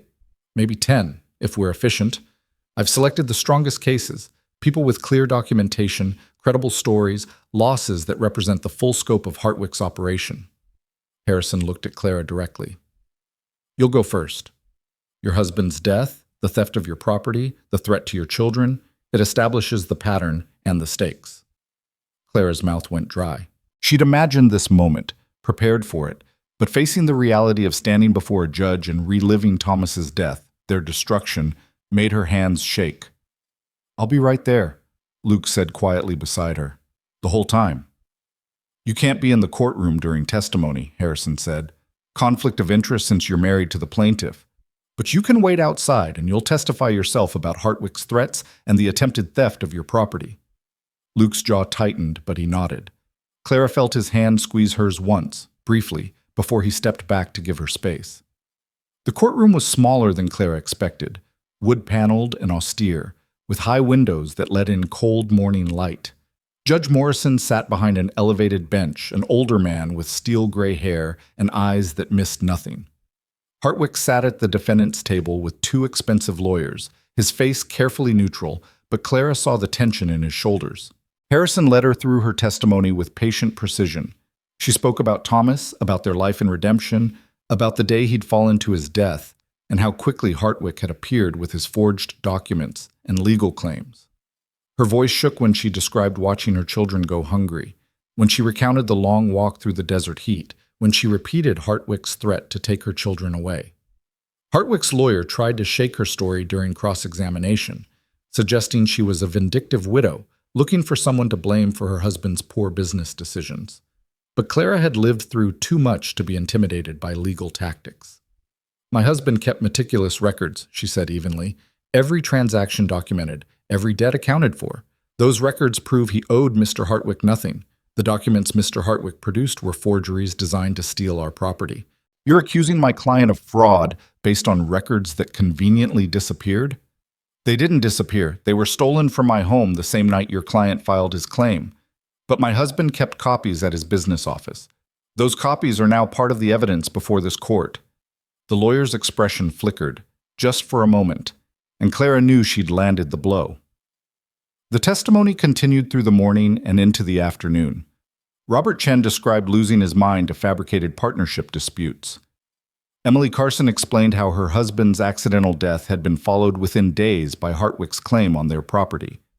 A farmer named Jacob Miller recounted being forced to sign over his land to cover medical debts that Hartwick had purchased from the town doctor specifically to gain leverage. Each story followed the same pattern: death or disaster, followed immediately by Hartwick's appearance with legal documents and sympathetic words about helping people through difficult times, followed by the systematic theft of everything they'd built.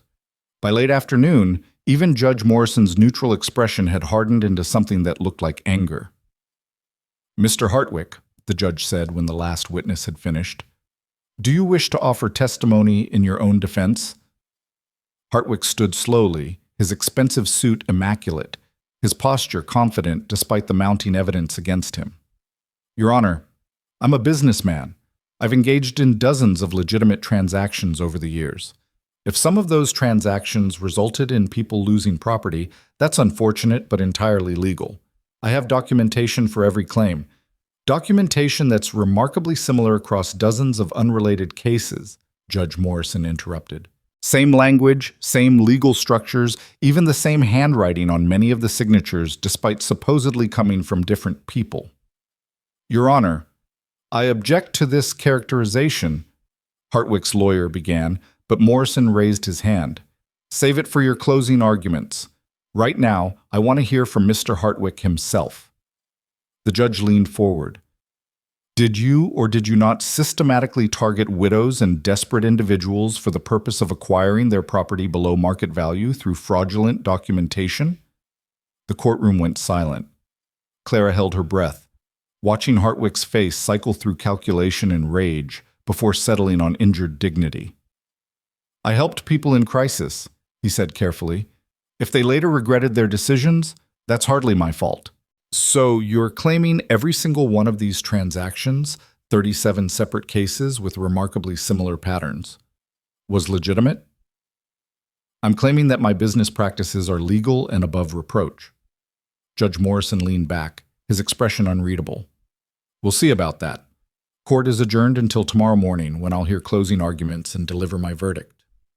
The crowd filed out slowly, tension and hope mixing in the cold evening air. Clara found Luke waiting on the courthouse steps, surrounded by her children who'd been watching from the gallery. "How bad?" he asked quietly. "I don't know. The evidence is strong, but Hartwick's lawyers are good. And the judge—" Clara shook her head. "I can't read him." "He was angry," Margaret said. "I could see it when that farmer was testifying. The judge was angry." "Angry doesn't mean he'll rule in our favor," Clara said, but she allowed herself a small flicker of hope. That night, they camped on the outskirts of the Capitol, the community of victims and witnesses gathering around fires to wait for morning. Clara sat with Luke slightly apart from the others, watching Emma sleep peacefully against Margaret's shoulder. "What happens if we lose?" Clara asked the question she'd been avoiding all day. "We don't lose." "But if we do? If Morrison rules in Hartwick's favor, what then?" Luke was quiet for a long moment. "Then we appeal. Take it to federal court if we have to, but we don't give up. We might not have a choice. If Hartwick wins, he'll come after everyone who testified. He'll destroy what little we have left." "He'll try," Luke agreed, "but he'll have a harder time with all of us together than he did when we were scattered and afraid." Clara looked at the fires, at the families gathered in shared purpose, and felt something shift in her understanding. Win or lose tomorrow, they'd already accomplished something Hartwick couldn't undo. They'd proven that ordinary people could organize, could stand up to power, could refuse to be victims anymore. "I never thanked you," she said quietly, "for all of this, for taking us in, for protecting my children, for risking everything to help us fight. You don't need to thank me." "Yes, I do. Because you didn't have to do any of it. We were strangers, and you gave us everything." Luke's hand found hers in the darkness. "You weren't strangers for long.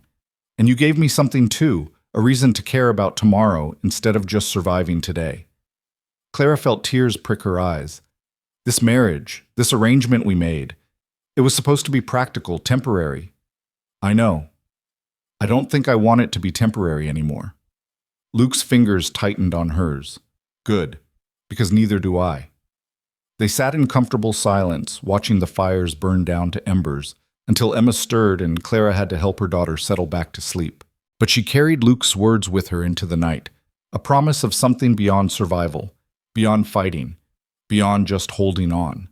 Morning came too fast and too slow, the hours crawling as they waited for court to reconvene, the minutes racing as Clara tried to prepare herself for either outcome. Judge Morrison took his seat exactly at 9 o'clock, his expression giving nothing away. "I've reviewed all testimony and evidence presented yesterday," he began without preamble. "I've also taken the liberty of conducting some independent investigation into Mr. Hartwick's business practices and legal history." Hartwick's lawyer shot to his feet. "Your Honor, that's highly irregular." "Sit down, counselor. I'm a territorial judge with broad investigative authority. I'll conduct my hearings however I see fit." Morrison's voice was steel. "As I was saying, my investigation revealed a pattern of behavior spanning nearly a decade. 37 documented cases of property acquisition following deaths or disasters, with remarkable consistency in timing, documentation, and outcome." Clara felt her heart hammering against her ribs. "I find," Morrison continued, "that the evidence presented demonstrates clear and systematic fraud. Mr. Hartwick has engaged in a deliberate scheme to defraud vulnerable individuals of their property through forged documents, manufactured debts, and exploitation of legal processes designed to protect rather than prey upon the bereaved and desperate." The courtroom erupted in gasps and scattered applause. Morrison's gavel cracked like thunder. "Order! I'm not finished." He waited until silence fell again. "James Hartwick, you are hereby ordered to return all property acquired through fraudulent means to its rightful owners or their heirs. Where property has been sold to third parties, you will provide fair market compensation. Additionally, you will pay restitution to each victim for damages incurred, amounts to be determined in individual hearings." Hartwick was on his feet, his face purple with rage. "This is outrageous. I have connections. You have a choice," Morrison interrupted. "Accept this ruling and begin making restitution, or face criminal prosecution for fraud, forgery, and conspiracy. I've already forwarded my findings to the territorial prosecutor. Whether this remains a civil matter or becomes criminal is entirely up to you." The fight went out of Hartwick like air from a punctured bladder. He sank back into his chair, his expensive lawyers whispering urgently in his ears, and Clara watched a decade of predatory business practices collapse in the span of a single morning. "For Mrs. Clara Calder," Morrison said, and Clara's heart jumped at hearing her married name in this context. "I'm ordering the immediate return of all property seized from her late husband's estate, plus compensation for 3 months of displacement and suffering.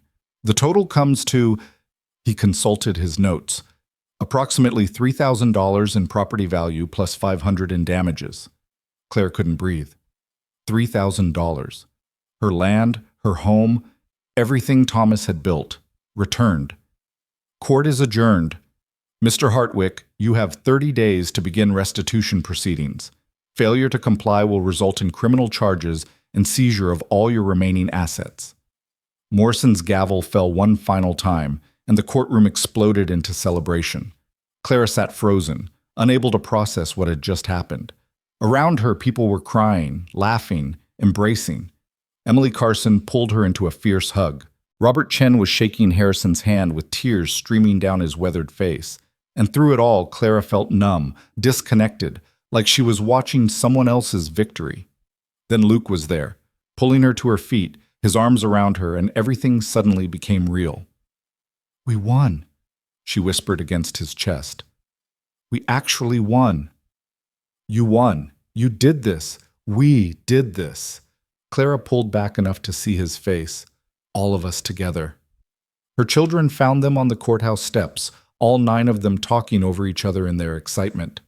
James was explaining the legal implications to William with an authority that made Clara's heart swell. Margaret was crying openly, her usual composure shattered by relief. Even Emma was laughing, caught up in the joy without fully understanding its source. "Does this mean we get our house back?" Catherine asked. "Our real house?" Clara looked at Luke, saw the question in his eyes. They could return to Redemption now, reclaim the property Thomas had built, go back to the life they'd had before everything fell apart. "We could," Clara said slowly. "The land is ours again." "But?" Margaret heard what Clara wasn't saying. Clara thought about the ranch, about the garden she'd restored and the house she'd cleaned and the rhythms they'd established over the past month. Thought about Luke teaching her sons carpentry and ranching, about the bedroom where her children finally slept peacefully, about the community they'd built fighting together. "But I'm not sure I want to," Clara admitted. "The ranch feels like home now. And the house in Redemption, it's full of memories, some good, many painful. I'm not sure going back is what's best for us." "So what do we do with it?" James asked. Luke spoke up quietly. "You could sell it. Use the money to improve the ranch, add on to the house so everyone has proper rooms. Maybe buy some cattle, expand the operation." He paused. "Or you could keep it. Let someone else work the land, collect rent, have options for the future." Clara looked at her children, saw them considering the possibilities, saw them beginning to understand that they had choices now, that survival wasn't their only goal anymore. "What do you think?" she asked them. "All of you. This affects everyone." They debated for an hour, sitting on the courthouse steps while the celebration continued around them. William wanted to keep the land as a safety net. Margaret thought they should sell and invest in education. James suggested they could do both, sell some parcels, keep others, build something sustainable. In the end, they decided to wait, to take time to consider properly without the pressure of immediate crisis driving their decisions. "We don't have to decide everything today," Clara said. "We can just breathe for a while, figure out what we want our lives to look like instead of just reacting to what's being done to us." The journey back to the ranch felt different from the journey to the capital. Lighter somehow, despite the same wagons and same roads. The community that had formed in shared struggle was already beginning to disperse, people heading back to their reclaimed properties and rebuilt lives. But the connections remained. They'd exchange letters, visit when possible, stand ready to help each other if Hartwick or men like him tried again. Emily Carson hugged Clara goodbye at the crossroads where their paths diverged. "You started something important," she said. "Not just the case against Hartwick, but the idea that we don't have to accept injustice quietly. That matters." "It was your documents that made the difference," Clara said. "Your willingness to risk Hartwick's retaliation. We both took risks. That's what it takes sometimes." Emily smiled. "Take care of that family of yours, and if you ever need anything, you know where to find us." The ranch appeared on the horizon at sunset on the 3rd day. The White House and red barn golden in the fading light. Clara felt something loosen in her chest at the sight of it, some tight knot she hadn't known was there. "We're home," Emma said sleepily from where she rode in front of Clara on the saddle. "Yes, sweetheart, we're home." That night, after the children were settled and the horses tended and the normal routines of ranch life resumed, Clara found Luke on the porch, watching stars emerge in the darkening sky. "Feels strange," he said when she joined him, "not having a crisis to manage. I'm not sure I remember how to live without one." Clara leaned against the porch rail beside him. "These past months it's been survival and fighting and just trying to make it to tomorrow. I don't know what to do with peace. Learn to trust it, I suppose. Though it won't last forever. Life has a way of providing new challenges. Optimistic as always." Well, Luke's smile was slight but genuine. Realistic. But the challenges ahead are different from the ones behind. They're the normal kind, raising children, running a ranch, building a life. I'll take that over desperately trying to keep your family from being torn apart. Clara was quiet for a moment, watching the way shadows fell across the property she'd come to think of as theirs rather than his. "About this marriage," she began. "We don't have to talk about it now. You're tired. We just got back." "I want to talk about it." Clara turned to face him fully. "We married for protection, for legal standing, for practical reasons that had nothing to do with affection or partnership." "I remember." But somewhere along the way, it stopped feeling like a legal arrangement and started feeling like— Clara searched for the right words. Like something real, something I want to keep being real. Luke's expression softened. "I fell in love with you somewhere between watching you refuse to give up on your children and watching you stand up to Hartwick in that courtroom. I don't know exactly when, but I know I'm not interested in this being temporary anymore." Clara felt tears spill over despite her attempt to hold them back. "I love Thomas. Part of me always will. But I'm starting to love you too, and it feels different. Harder earned, maybe. Built on shared struggle instead of shared dreams. Shared struggle is a kind of dream, the dream of surviving together, of building something that lasts. Is that what you want? Something that lasts? With you and your 9 impossible children who've turned my quiet ranch into chaos?" Luke pulled her close, his arms solid and steady around her. "Yes, that's exactly what I want." Clara let herself sink into his embrace, let herself believe, truly believe, that this was allowed, that she could have this safety and partnership and growing love without it being torn away. "I want that too," she whispered. The weeks that followed settled into a rhythm that felt almost normal. The children returned to their routines, but with a lightness that hadn't existed before. James worked alongside Luke with increasing confidence, talking about maybe apprenticing with a carpenter in town, but also loving the ranch work too much to commit. Margaret took over more of the household management, developing her own methods and systems, occasionally reminding Clara that she wasn't a child anymore and didn't need constant supervision. The younger children bloomed in the security of knowing they weren't leaving, weren't running, weren't about to be torn apart. William grew 3 inches in as many months and started talking about maybe becoming a lawman someday, inspired by Judge Morrison's integrity. Catherine and Grace turned the overgrown garden into a productive vegetable plot that fed the family and provided surplus for trading in town. Even Emma, who'd been so fragile for so long, started gaining weight and color, her laughter ringing through the house with increasing frequency. Clara threw herself into making the ranch house truly theirs, adding small touches that transformed it from Luke's bachelor residence into a family home. Curtains in the windows, quilts on the beds, photographs and small treasures that spoke of the life they were building together. The money from the restitution settlement arrived 6 weeks after the trial. Clara stared at the bank draft for longer than she should have, still not quite believing that numbers on paper could represent security, could mean choices and possibilities instead of desperation and loss. They used some to expand the house, adding 2 bedrooms so the children weren't sleeping 4 to a room. Used more to buy cattle and improve the property. Set aside a portion for each child's future, education, apprenticeships, whatever paths they eventually chose. The rest went into a savings account, a cushion against disaster, proof that they'd learned from loss and wouldn't be caught completely vulnerable again. Clara sold the redemption property to a young family just starting out, took satisfaction in watching them build their own dreams on land that Thomas had loved. She kept one small parcel with the family cemetery, where Thomas rested under a cottonwood tree. She visited once, took the children, stood at her first husband's grave and told him about the life she was building. "I hope you'd understand," she said quietly, her hand on the sun-warmed headstone.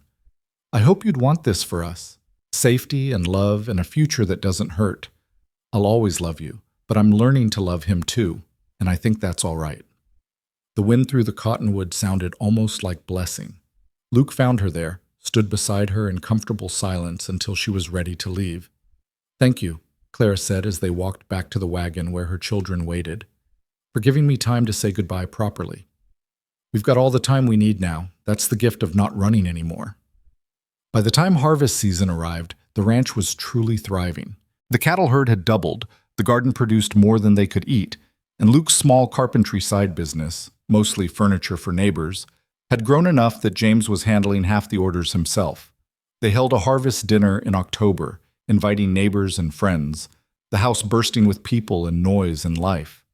Clara stood in her kitchen watching her children move through the crowd, Margaret serving food with quiet grace, James deep in conversation with the blacksmith about metalwork, William making the younger children laugh with some elaborate story, all of them healthy and whole and home.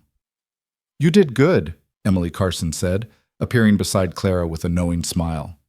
"Your kids look happy." "They are." Finally, Clara watched Luke showing Daniel how to carve the roast, patient and thorough in his instruction. "We all are." "And the marriage, still practical and temporary?" Clara laughed. "Not even slightly. Turns out falling in love with your husband of convenience is complicated, but worth it.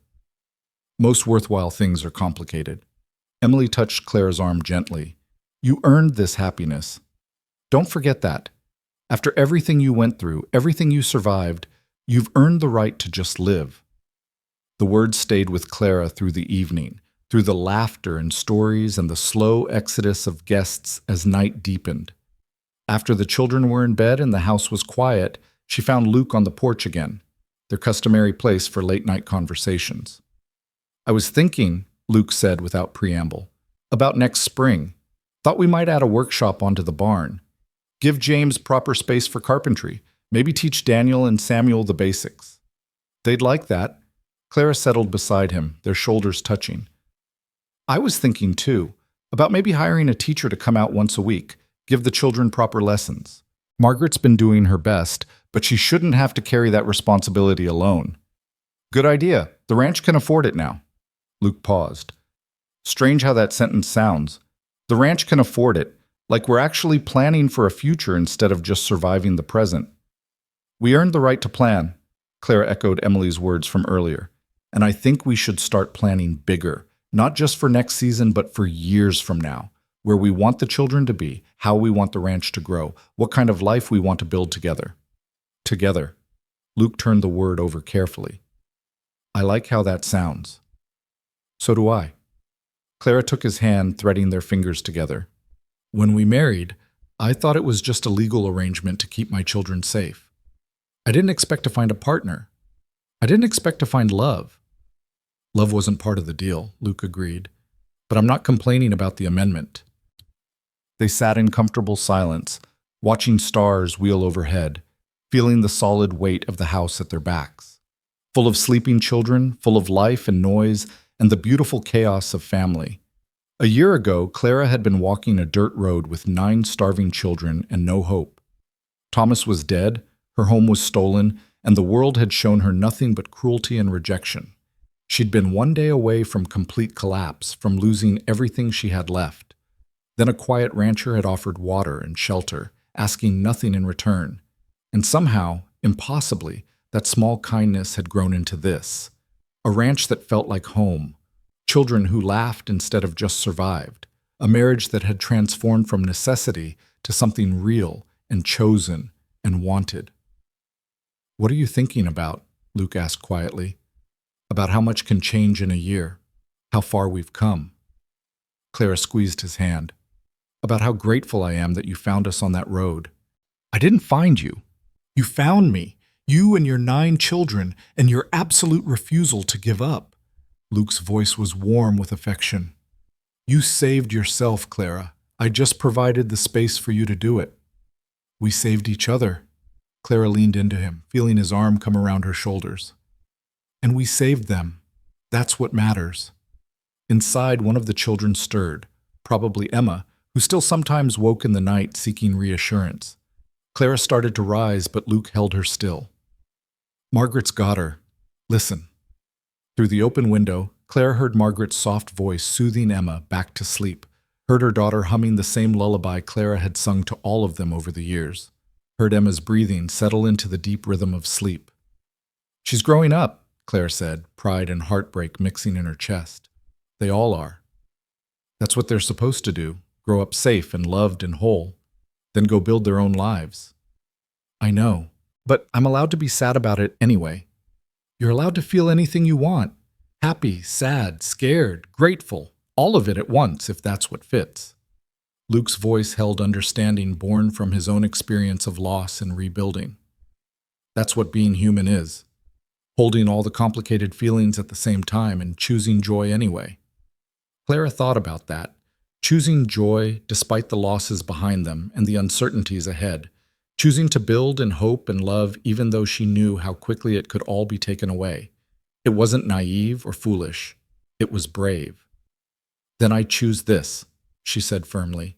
"I choose this life, this family, this future we're building together. All of it, complicated feelings and all." "Good." Luke pressed a kiss to her temple, simple and affectionate. "Because I choose it too. I choose all of you, you and your 9 impossible children, and the beautiful chaos you've brought to my quiet ranch. Every single day, I choose this." They sat together as the night deepened, two people who'd found each other in desperation and built something lasting through choice and effort and daily devotion. Not a fairy tale ending, but something better, a real life, hard-earned and deeply valued, full of work and love and the knowledge that they'd faced the worst and survived it together. Inside the house, 9 children slept peacefully in beds that were truly theirs in a home that couldn't be taken away. Outside, the Wyoming stars blazed overhead, indifferent to human struggle but beautiful nonetheless. And between earth and sky, Clara Hayes Calder sat with her husband's arm around her shoulders and felt, for the first time in longer than she could remember, completely at peace. The weight of 9 lives no longer felt like burden. It felt like blessing, like purpose, like the exact right amount of love to carry into tomorrow and all the tomorrows after that. They'd survived the breaking point. They'd found their unlikely shelter. They'd made the choices that changed everything. They'd fought for truth and justice and won. And now, finally, they could simply live. Not perfectly, not without challenges, but wholly and honestly and together. A family not bound by blood alone, but by shared struggle and chosen love, and the unbreakable determination to protect each other no matter what the world threw at them. It was more than Clara had dared hope for on that desperate road a year ago. It was more than enough. It was everything.